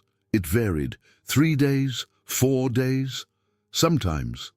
"So Patricia was grieving her mother, caring for 2 toddlers, alone 3 or 4 days a week, and you consider yourself to have been supportive." "I provided everything she needed, everything except your presence." "Objection." Withdrawn. Linda paced. "Mr. Bennett, you testified you love your children more than anything. How many school events have you attended in the past 3 years?" David shifted slightly. "My schedule makes it difficult." "How many, Mr. Bennett?" "I don't have the exact number." "I do. 0. You've attended 0 school events, 0 parent-teacher conferences, 0 class parties. Patricia has attended every single one, because I'm working to provide for them. You're a billionaire, Mr. Bennett. You could take an afternoon off. It's not that simple." "Isn't it?" Linda's voice was sharp now. "Or is the truth that you see your children as possessions, not people?" That you want custody because losing makes you look bad, not because you actually want to be a father. That's not true. Then explain why you've only seen your children 12 times in the past year, why your visits are always scheduled around your convenience, why you've never once changed your schedule to accommodate their needs. David's jaw tightened. For just a moment, Patricia saw it, the anger beneath the mask. I have a business to run. Patricia has 2 jobs to work. She still shows up. Objection, argumentative, sustained. Miss Martinez asked questions, but Linda had made her point. She switched tactics. Mr. Bennett, you testified that Patricia rewrote conversations, claimed you said things you didn't say. Can you give me a specific example? There were many instances. Just one specific example. With details, David's eyes flicked to Thornton, then back. One time she claimed I'd criticized her parenting, said I'd told her she was a bad mother. I never said that. You never said anything negative about her parenting? I may have expressed concerns, but not in the way she described. So you did say something about her parenting. I expressed concern. That's different, is it? Linda paused. Mr. Bennett, have you ever told Patricia she was imagining things? If she was imagining things, yes. Have you ever told her no one would believe her? I don't recall. Have you ever told her she was too emotional to think clearly? David's composure cracked slightly.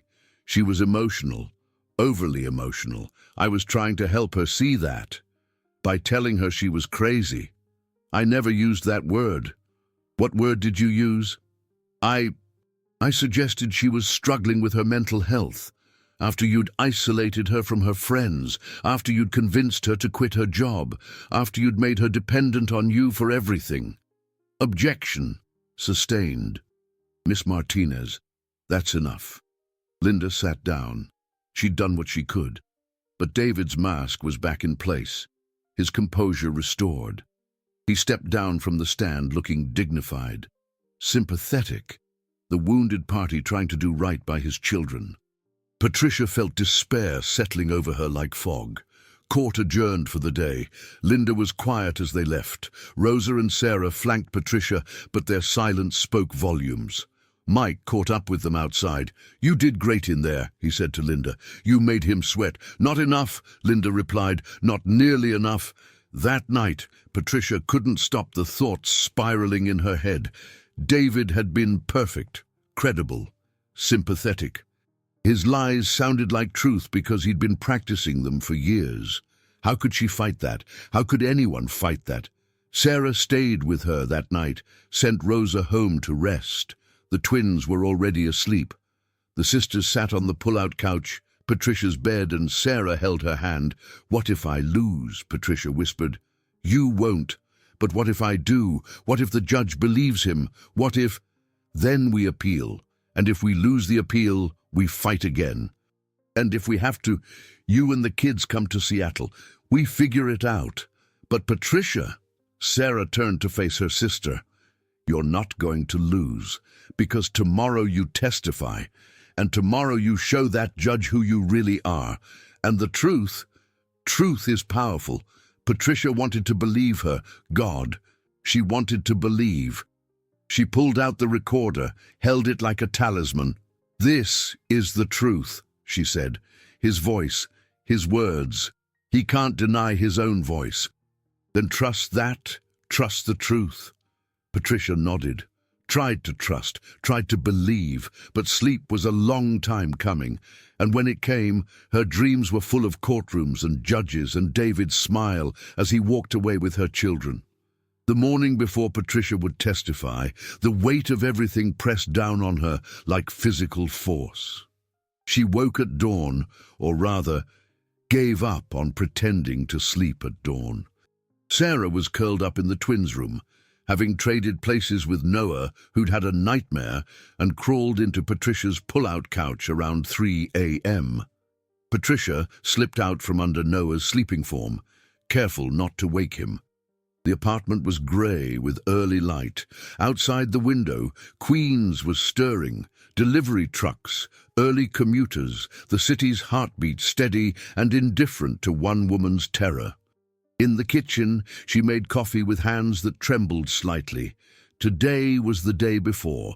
Tomorrow she'd take the stand. Tomorrow she'd speak. Tomorrow the recordings would either save her or... She couldn't think about the or. A soft knock at the door. Rosa, of course. The older woman had a sixth sense for when Patricia needed her. "Mija," Rosa said softly, letting herself in. "You should be sleeping." "I can't." "I know." They sat together at the small kitchen table, drinking coffee as the sun rose over the buildings across the street. Rosa didn't offer platitudes. She just sat, present, solid, real. "My mother used to tell me," Rosa finally said, "that courage isn't not being afraid. It's being afraid and doing it anyway." She squeezed Patricia's hand. "Tomorrow you're going to be so afraid, and you're going to do it anyway. That's courage." Patricia nodded, throat tight. Maya wandered out around 7, rubbing her eyes. "Mommy, you're up early." Patricia pulled her daughter into her lap, buried her face in Maya's hair. "I wanted to watch the sunrise with you." "It's pretty," Maya agreed, looking out the window. "Mommy, are you scared?" The question hit Patricia's heart. She could lie, should lie, but Maya deserved honesty. "Yes, baby. I'm scared." "Of what?" Of things not working out the way we hope. Of things changing." Maya twisted to look at her mother's face. "But you're the bravest person I know. If you're scared, you just be brave anyway. That's what you always tell me." Patricia laughed through tears. "When did you get so wise?" "I'm 6, Maya said seriously. "That's pretty old." Noah emerged next, followed by Sarah, and the morning routine began. Breakfast, getting dressed. Patricia took her time with each small task, memorizing moments, just in case. At the courthouse, the gallery was packed. Word had spread that today would be dramatic. Patricia could feel the anticipation humming through the room. Judge Morrison called the court to order. "Miss Martinez, your next witness?" Linda stood. "Your Honor, before we proceed, I'd like to address a procedural matter. Tomorrow, Patricia Bennett will testify. During her testimony, we intend to introduce audio recordings that are crucial to this case. I wanted to give the court and opposing counsel advance notice." Thornton shot to his feet. "Objection! What recordings? We haven't been provided with any such evidence." "Because they're part of Patricia's direct testimony," Linda replied calmly. "They document the emotional abuse she suffered during her marriage. They're legal under New York's one-party consent statute, and they're relevant to establishing Mr. Bennett's character and the reasons Patricia left the marriage." Judge Morrison leaned forward. "Miss Martinez, approach the bench. Mr. Thornton, you too." Patricia watched the sidebar conference, her heart hammering. She couldn't hear what was being said, but she saw Thornton's face growing red, saw Linda's steady calm, saw Judge Morrison's thoughtful expression. Finally, they returned to their tables. "I'm going to reserve ruling on the admissibility of these recordings until I hear more about their nature tomorrow," Judge Morrison said. "However, Miss Martinez, you will provide copies to opposing counsel by end of day today. Mr. Thornton, you'll have this evening to review them." "Your Honor, that's insufficient time. You'll have to make do, Mr. Thornton." Judge Morrison's expression was firm. "If these recordings exist and are legally obtained, this court will hear them. Proceed with your next witness, Miss Martinez." Linda called 3 more character witnesses. The owner of the building where Patricia lived, testifying that she always paid rent on time, kept her apartment clean, was a model tenant. The pediatrician who saw Maya and Noah, confirming they were healthy, well cared for, up to date on all medical needs. A woman from Patricia's mother's church who'd known the family for years, testifying to Patricia's character and devotion. Each witness added another brick to the foundation Linda was building. But Patricia could see it in the judge's eyes. Nothing was changing. The case was balanced on a knife's edge, and these witnesses, kind as they were, weren't tipping the scales. Finally, court adjourned. Linda pulled Patricia aside. Tomorrow is it. Are you ready? No. But I'm gonna do it anyway. That's all anyone can ask. Linda left to prepare the recordings for Thornton. Patricia, Rosa, Sarah, and Mike walked to a small diner near the courthouse. They needed to eat, but none of them were hungry. You know what you're doing is going to help so many women, Sarah said quietly. When this is over, when people hear about what you did, documenting the abuse, fighting back, you're going to inspire people. I don't want to inspire people, Patricia said. I just want my kids. You'll have both, Mike said. His quiet confidence made her want to believe him. They ate mechanical meals, made small talk, tried to pretend tomorrow wasn't looming. That evening, Sarah insisted on staying again. Rosa came over with enough food to feed an army. Mike stopped by briefly with flowers, just because, he said, though they both knew it was for moral support. After the twins were in bed, after Sarah had gone to sleep in their room, after Rosa had finally been convinced to go home and rest, Patricia sat alone with the recorder one more time. She played through the files Linda had selected, the clearest ones, the most damaging, David's voice, over and over. You're imagining things? That never happened. You're too emotional to remember correctly. No one will believe you. I'll take the children if you leave. You're nothing without me. 3 years of documentation, 372 files. But these 20 would be enough. They had to be enough. Her phone buzzed. A text from Sarah in the other room. I'm proud of you. Mom and Dad would be too. Patricia closed her eyes, felt tears slip down her cheeks. She hoped her parents were proud. She hoped they were somewhere watching, helping, guiding. Mama, she whispered to the empty room. Tomorrow I'm going to tell the truth. I'm going to stand up and speak. I'm terrified, but I'm going to do it. For Maya and Noah. For me. For every woman who's ever been told she's crazy when she's not. The apartment was quiet except for the hum of the refrigerator and the distant city sounds. Patricia looked at the recorder in her hands. Such a small device. Such enormous power. Tomorrow, this little machine would speak. Tomorrow, David's own words would condemn him. Tomorrow, truth would finally be heard. Patricia got ready for bed, but she knew she wouldn't sleep. Her mind was already in tomorrow's courtroom, already walking to that witness stand, already feeling the weight of the judge's gaze. Around midnight, she heard a small sound. Maya standing in the doorway. Mommy, I can't sleep. Me either, baby. Come here. Maya climbed onto the pull-out couch, snuggled close. Patricia wrapped her arms around her daughter, breathed in her shampoo-sweet scent. Mommy, Maya whispered, I'm not scared, because I know you're going to win. You always win at the important stuff. Noah had said the same thing. Simple child faith. The belief that mothers were invincible, that love always triumphed, that justice existed.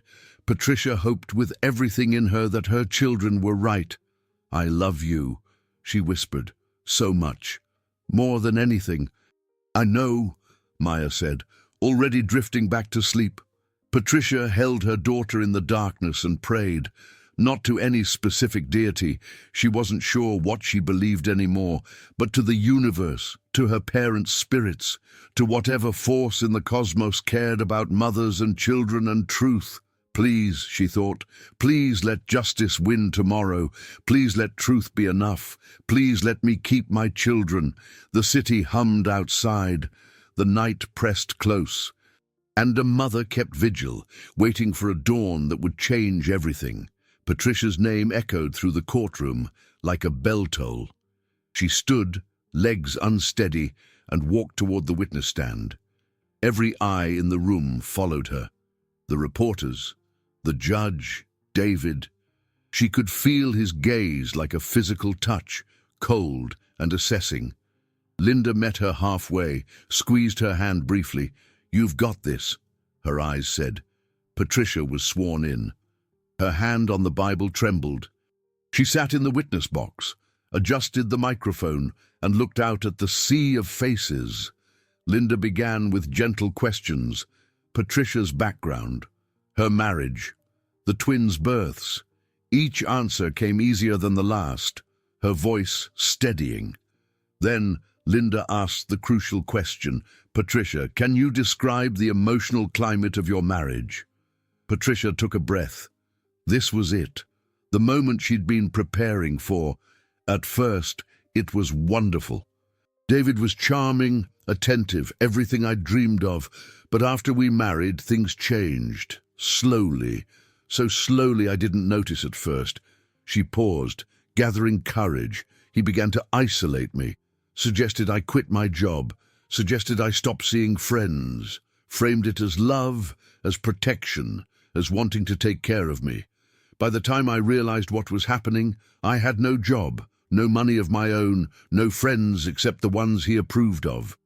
What else changed? He began to rewrite reality. We'd have an argument, and the next day he'd deny it happened, or claim I'd said things I hadn't said, that he'd said things he hadn't said. When I'd insist I remembered differently, he'd tell me I was imagining things, that I was too emotional, that I was becoming unstable.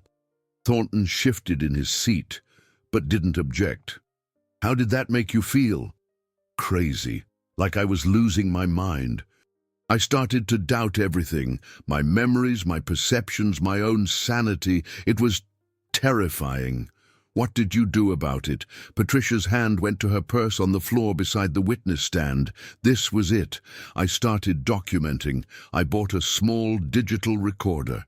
And for 3 years, I recorded our conversations, not to trap him, not for revenge, but because I needed proof for myself that I wasn't imagining things, that my memories were real."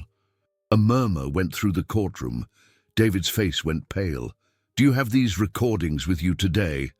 "I do." Linda approached the bench with the recorder and a folder of documentation. "Your Honor, I'd like to introduce into evidence 372 audio files recorded by Patricia Bennett during her marriage. We've selected 20 key recordings that establish a clear pattern of emotional manipulation and abuse.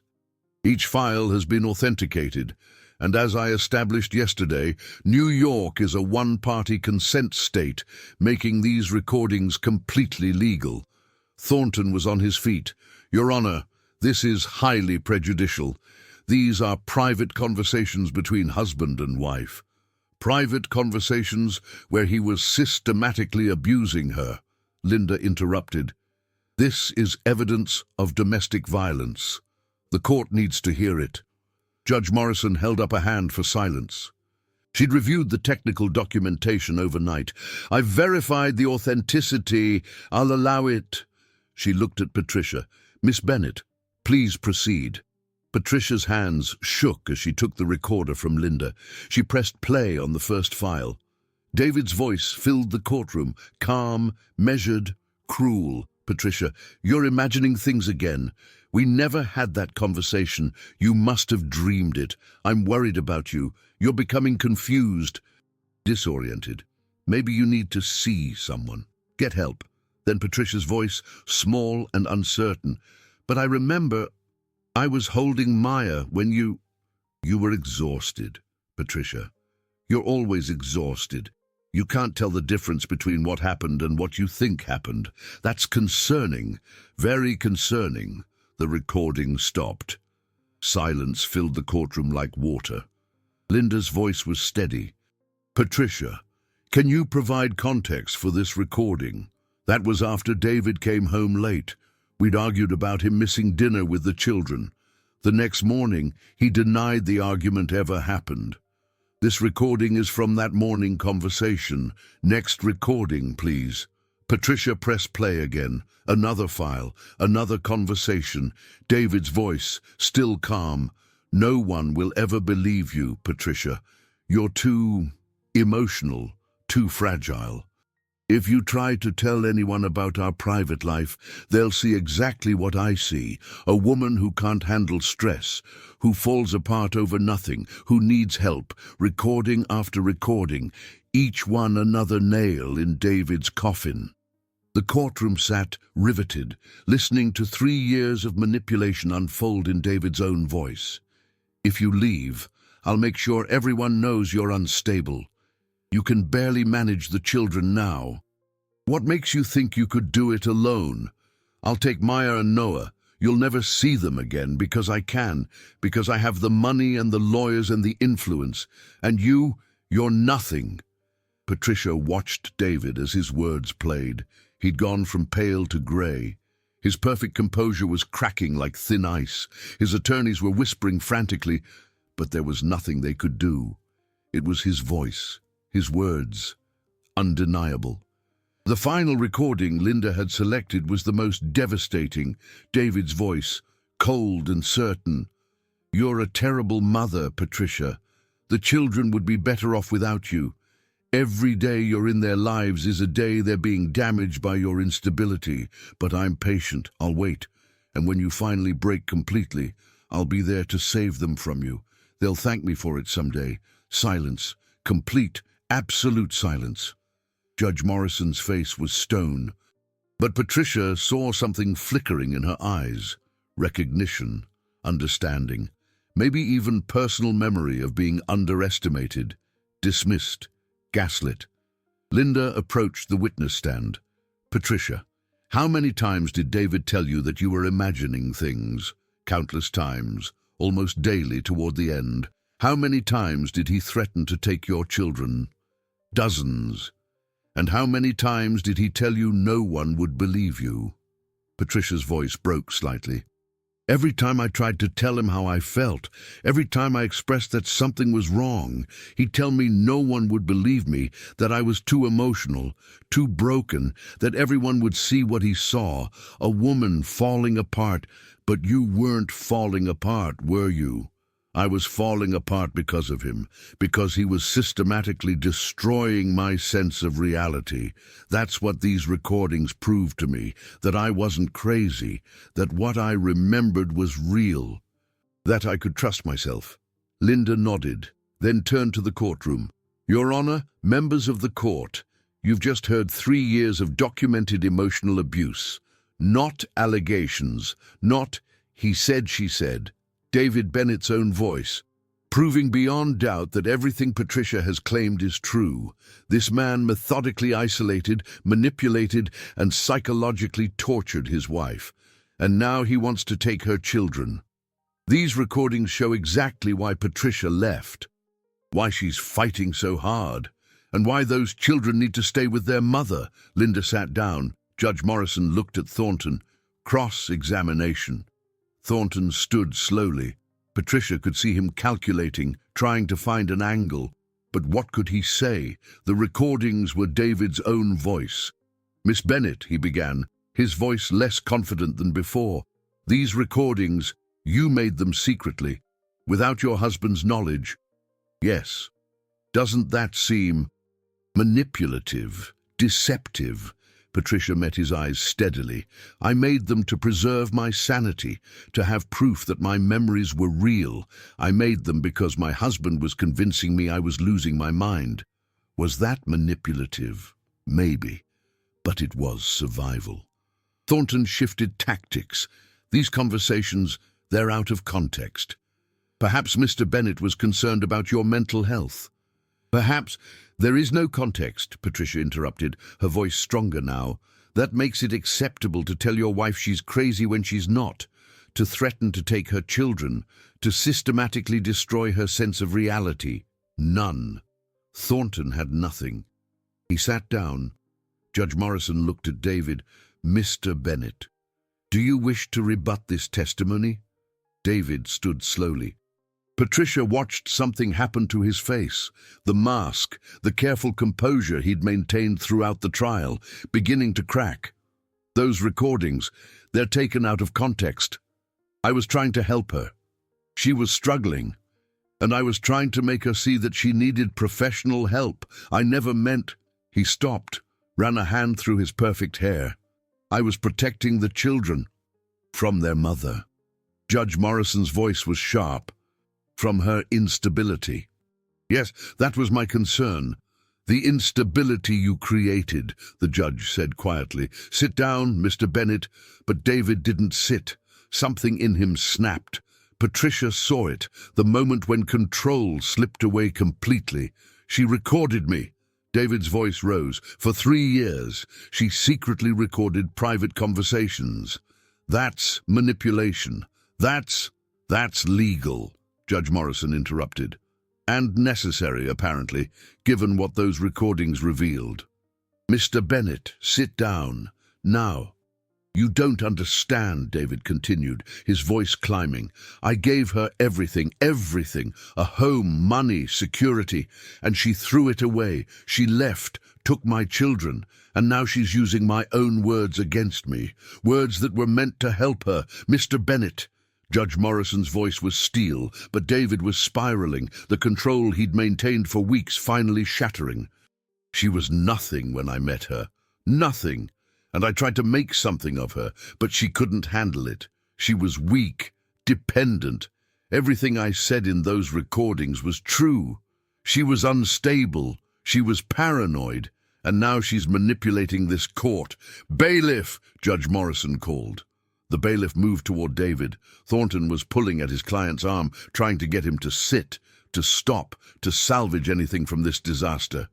David shook him off, turned to Patricia. His face was red, his composure completely gone. "You think you're so smart? You think you've won? This isn't over, Patricia. You'll regret this. You'll—" "Mr. Bennett." Judge Morrison's gavel came down like thunder. "One more word and I'll hold you in contempt. Sit down immediately." David seemed to hear the gavel's echo, seemed to realize what he'd done. He looked around the courtroom, at the reporters typing frantically, at the shocked faces, at the judge's fury. Slowly, he sank into his chair, put his face in his hands. The man who'd seemed so powerful, so controlled, so untouchable, was broken, and he'd broken himself with his own rage, proving everything Patricia had claimed. The courtroom buzzed with whispers. Judge Morrison called for order.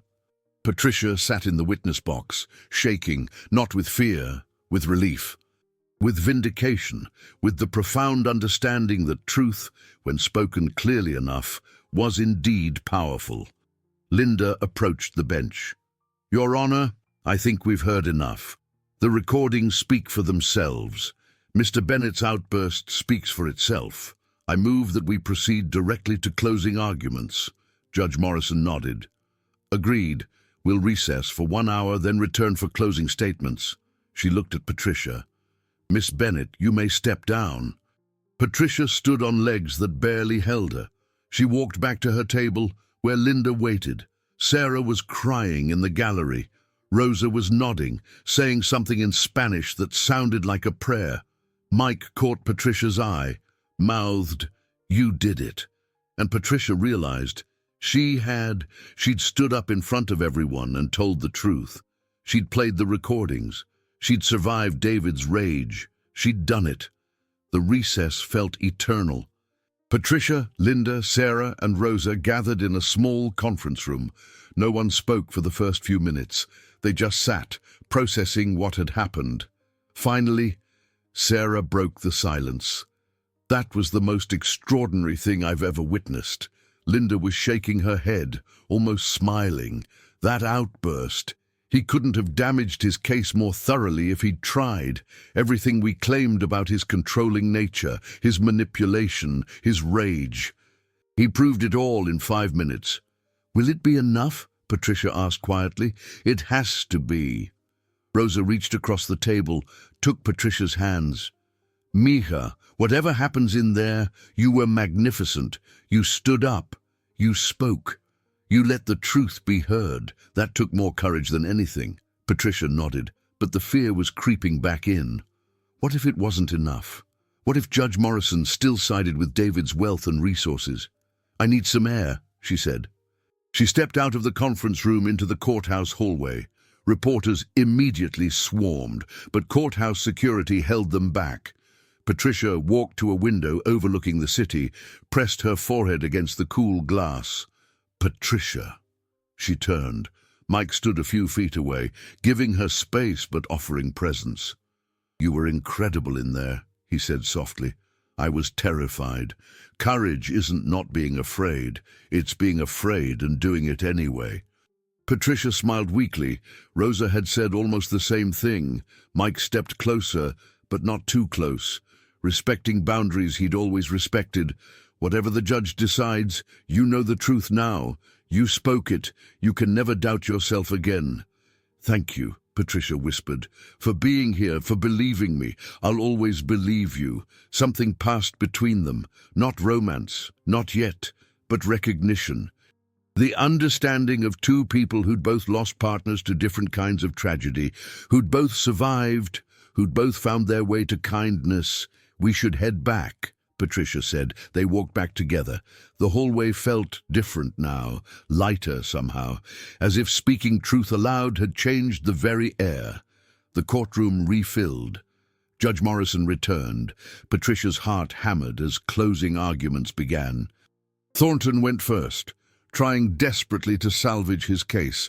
He spoke about David's resources, his success, his ability to provide. He tried to reframe the recordings as a concerned husband, David's outburst as the emotion of a father under extreme stress. But his heart wasn't in it. The recordings had gutted his case. Linda's closing was brief and powerful. "Your Honor, you've heard 3 years of abuse in David Bennett's own voice. You've seen him lose control in this courtroom, proving he's exactly the man Patricia described. Meanwhile, you've heard from teachers, neighbors, a psychologist, all testifying that Patricia is a devoted, capable mother. The choice is clear. Maya and Noah need their mother. They need the parent who's been present, loving, consistent. They need Patricia." Linda sat down. It was done. All the evidence presented, all the words spoken. Judge Morrison looked at both tables. "I'll render my decision tomorrow morning at 9. Court is adjourned." The gavel fell. Patricia felt her knees go weak. Tomorrow. One more night of not knowing. One more night of fear. But as she stood, she felt different, lighter, freer. Whatever happened tomorrow, she'd spoken her truth. She'd fought with everything she had, and that mattered. That meant something. Outside the courthouse, reporters shouted questions, but Patricia didn't stop. She had to get home to her children, had to hold them, had to remind herself what she was fighting for. In the car with Sarah and Linda, no one spoke. There was nothing left to say except wait. That night, Patricia held Maya and Noah close, read them extra stories, sang extra songs. They fell asleep in her arms, and she couldn't bring herself to put them down. Rosa came over with dinner. Mike stopped by with flowers. Sarah made tea. They sat in Patricia's small apartment, this chosen family, and waited for tomorrow. "Whatever happens," Rosa said, "we're with you. You're not alone." "I know," Patricia whispered. "I finally know." 9 o'clock in the morning. Patricia sat at the defendant's table, though she still hated that term, with Linda beside her. The courtroom was packed again, but Patricia barely noticed. Her entire focus was on Judge Sarah Morrison. The judge looked tired, as if she'd spent a sleepless night wrestling with her decision, but her expression was resolute. "I've reviewed all evidence presented in this case," she began. "I've listened to testimony from both sides. I've studied the audio recordings. I've considered the factors the law requires me to consider when determining custody." Patricia's heart was in her throat. Child custody cases are among the most difficult decisions a judge must make. We're tasked with determining what's in the best interest of children who cannot speak for themselves. We must look beyond financial resources to the heart of the parent-child relationship. Judge Morrison paused, looked directly at Patricia. "Patricia Bennett, please stand." Patricia stood on trembling legs. Miss Bennett, I want to acknowledge your courage in this courtroom. The recordings you presented were disturbing, enlightening, and crucial to this case. They revealed a pattern of emotional manipulation that, frankly, shocked this court. Your decision to document that abuse was an act of self-preservation that I deeply respect. Patricia felt tears beginning to form. However, Judge Morrison continued, this case isn't about vindication or justice for past wrongs. It's about two 6-year-old children who need stability, love, and a parent who puts their needs first. Oh no. Patricia felt her hope crumbling. This sounded like the preamble to bad news.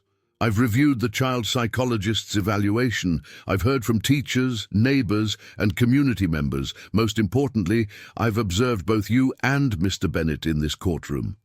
Judge Morrison's voice strengthened, and the conclusion is clear. These children thrive with you, Miss Bennett. They feel safe with you. They are loved by you in a way that cannot be measured by financial resources or square footage of living space. Patricia's breath caught.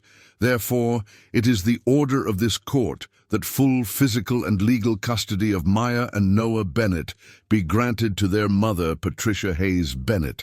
The words hit Patricia like a wave. Full custody. She'd won. She'd actually won. Furthermore, Judge Morrison continued, David William Bennett shall have supervised visitation rights only, 2 hours per week at a neutral location.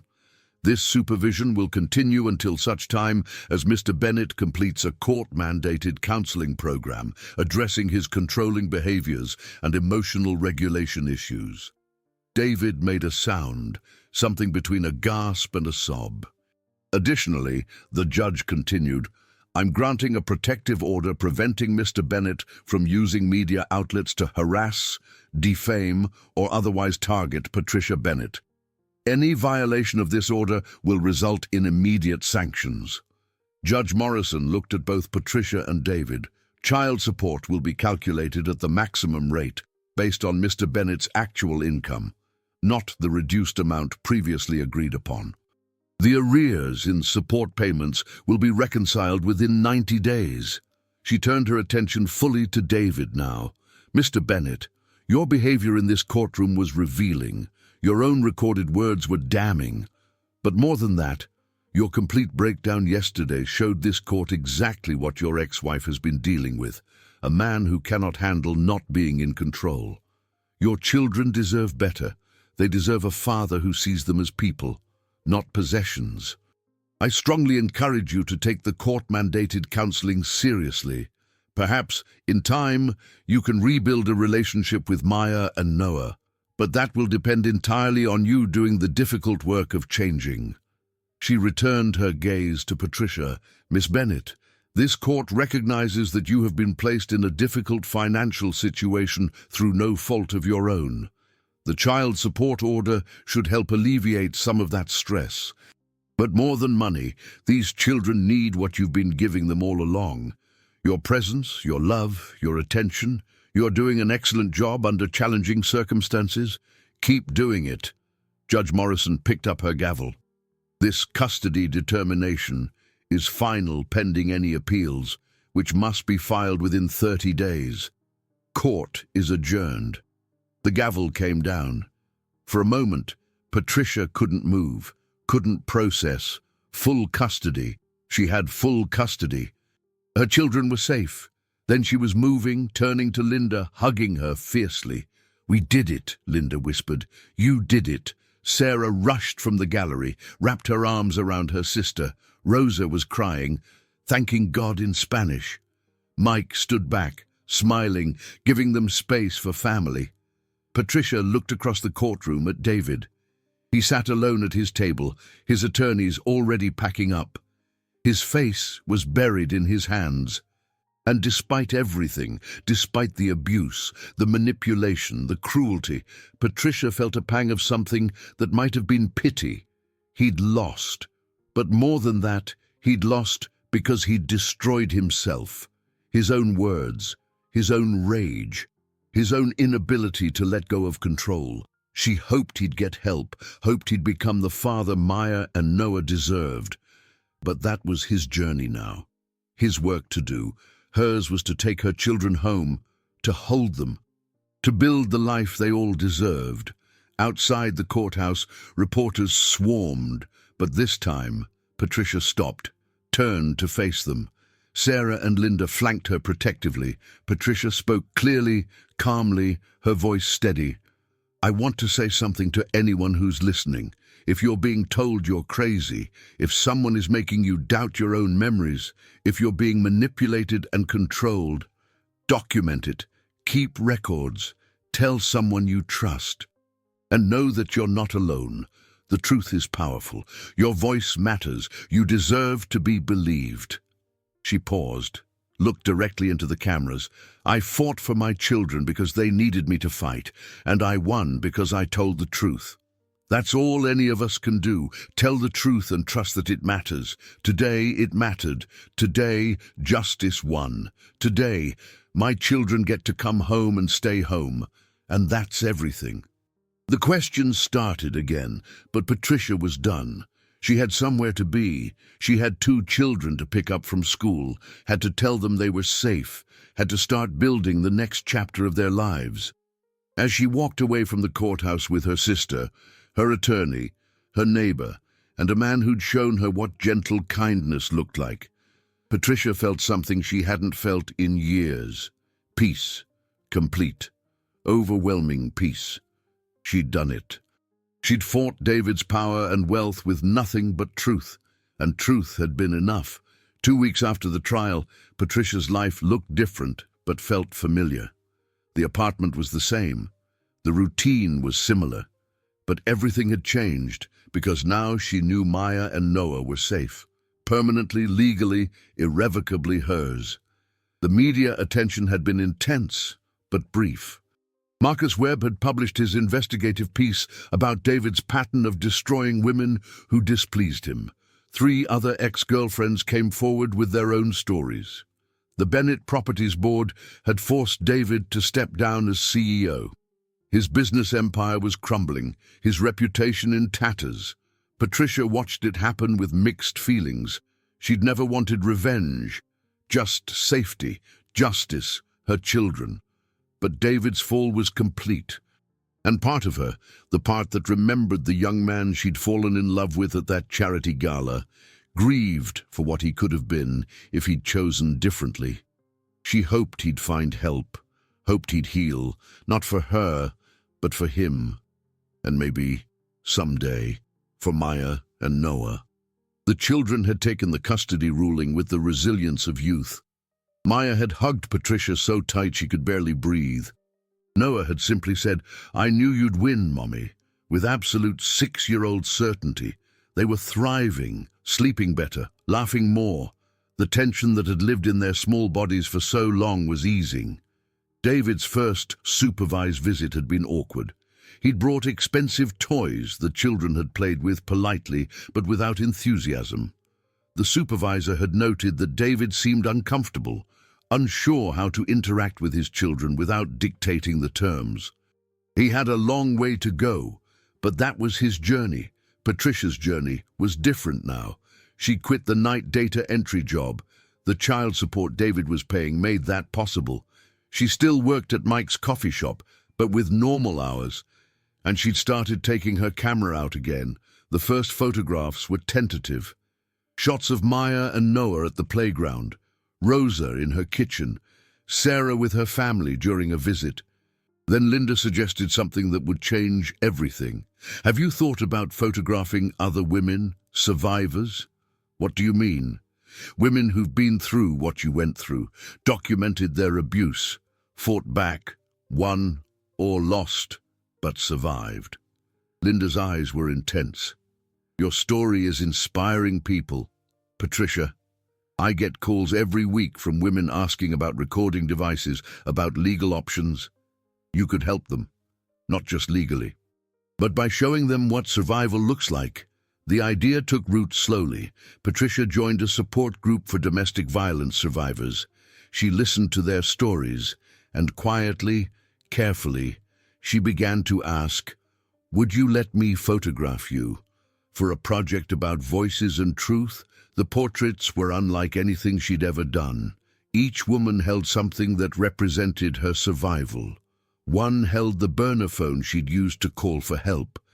Another held her college diploma, the education her ex had told her she was too stupid to earn. A third held her daughter's hand, both of them smiling. Patricia called the series Voices.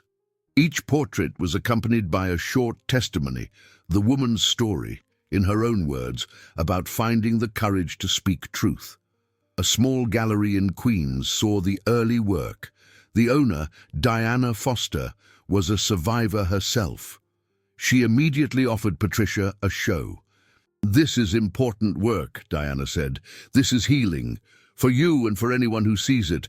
Meanwhile, Mike remained a constant, steady presence. He never pushed, never pressured, just showed up, brought coffee, asked about her day, made her laugh. Sarah teased her about him during phone calls. "He's clearly in love with you. He's just kind. He's kind and in love with you. There's a difference." Patricia wasn't ready for romance, maybe wouldn't be for a long time. But she was grateful for Mike's patience, for the space he gave her to heal. One evening, 6 months after the trial, Mike asked if she wanted to have dinner, actual dinner, not coffee, not a quick lunch between shifts. Dinner. "Like a date?" Patricia asked, her heart skipping. "Like whatever you want it to be. No pressure. Just, I'd like to take you to dinner. If you'd like that too."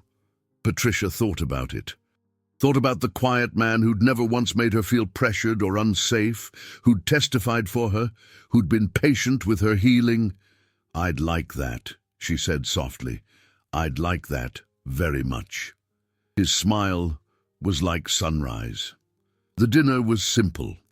A small Italian restaurant in Queens. They talked about everything and nothing. Mike told her about his late wife, Emily, about their 7 years together before the car accident.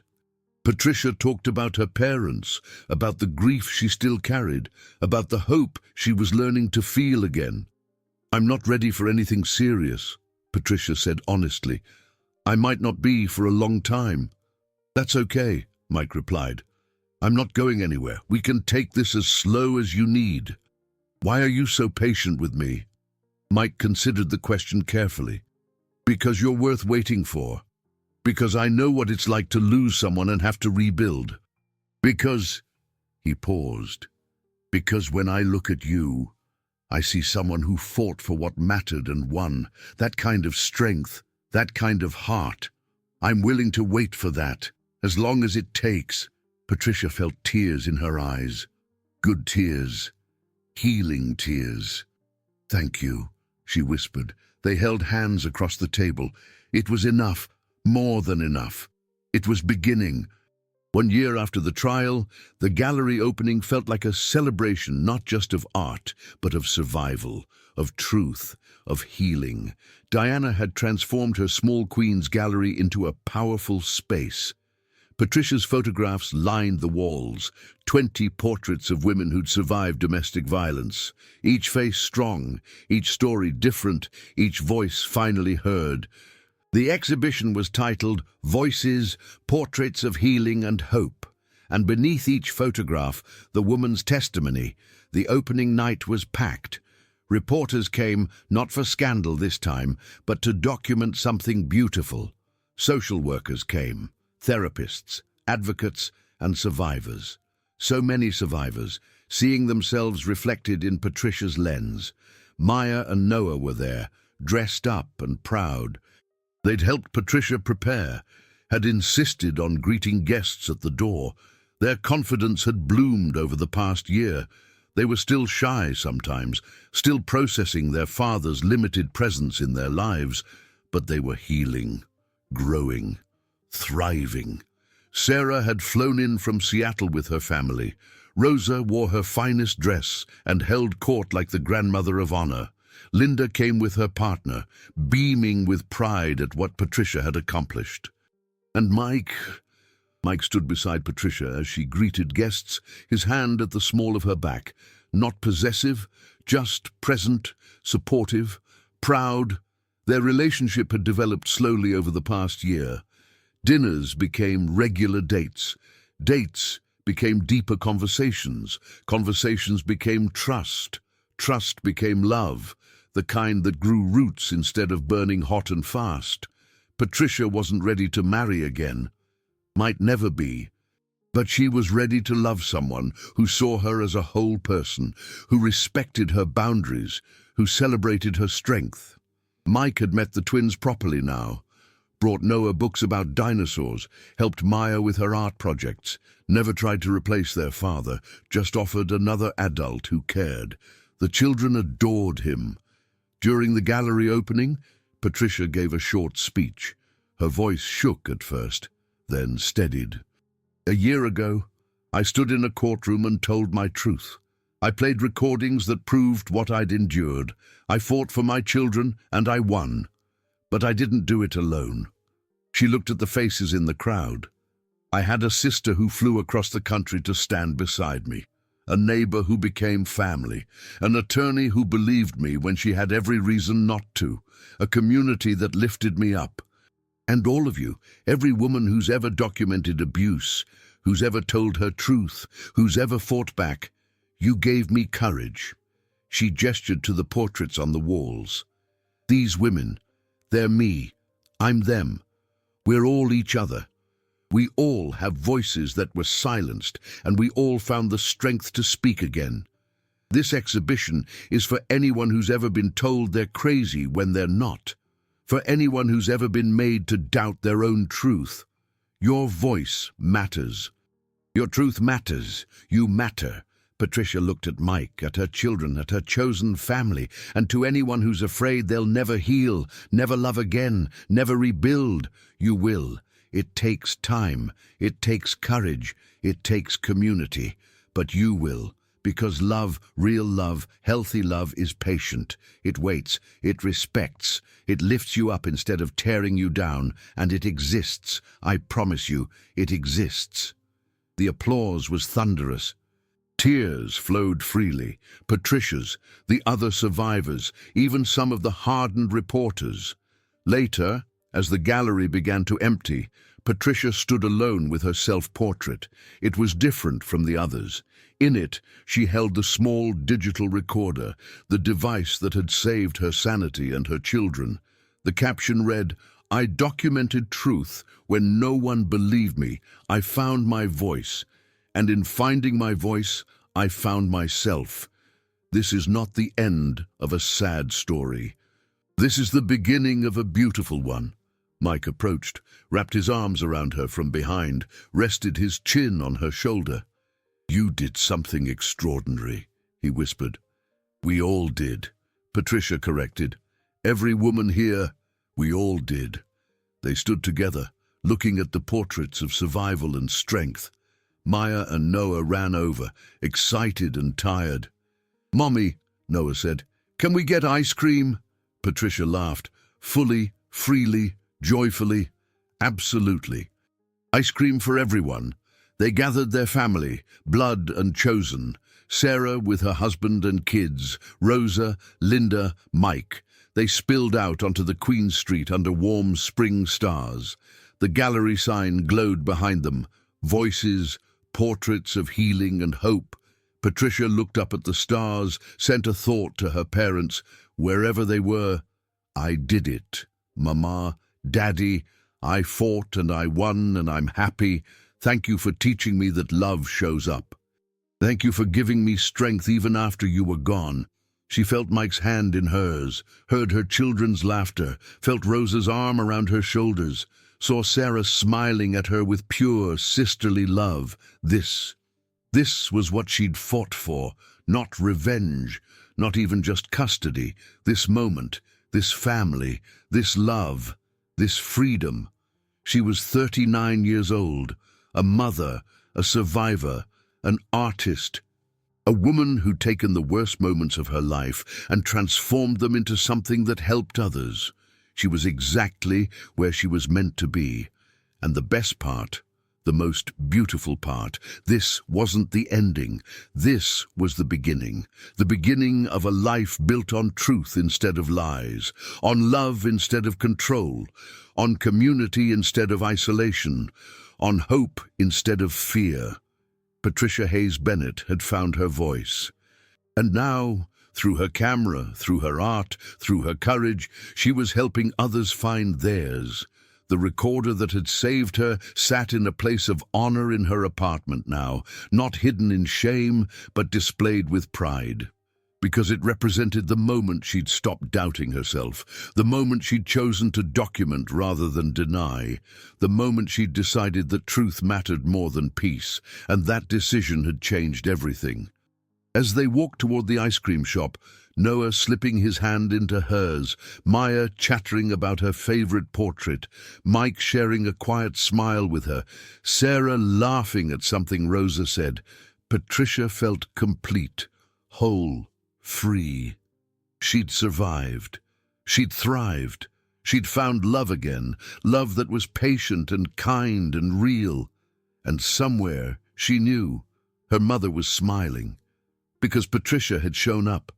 Every single day, through the hardest moments of her life, she'd shown up, just like her mother taught her, just like she'd taught her children, just like she'd teach anyone who'd listen. Your voice matters. Your truth matters. You matter. And love, real love, the kind built on respect and trust and shared joy, love always, always wins. Always. I hope you enjoyed today's story. Subscribe to the channel so you don't miss more stories like this. Leave a like and comment below what you thought of the story. See you in the next video.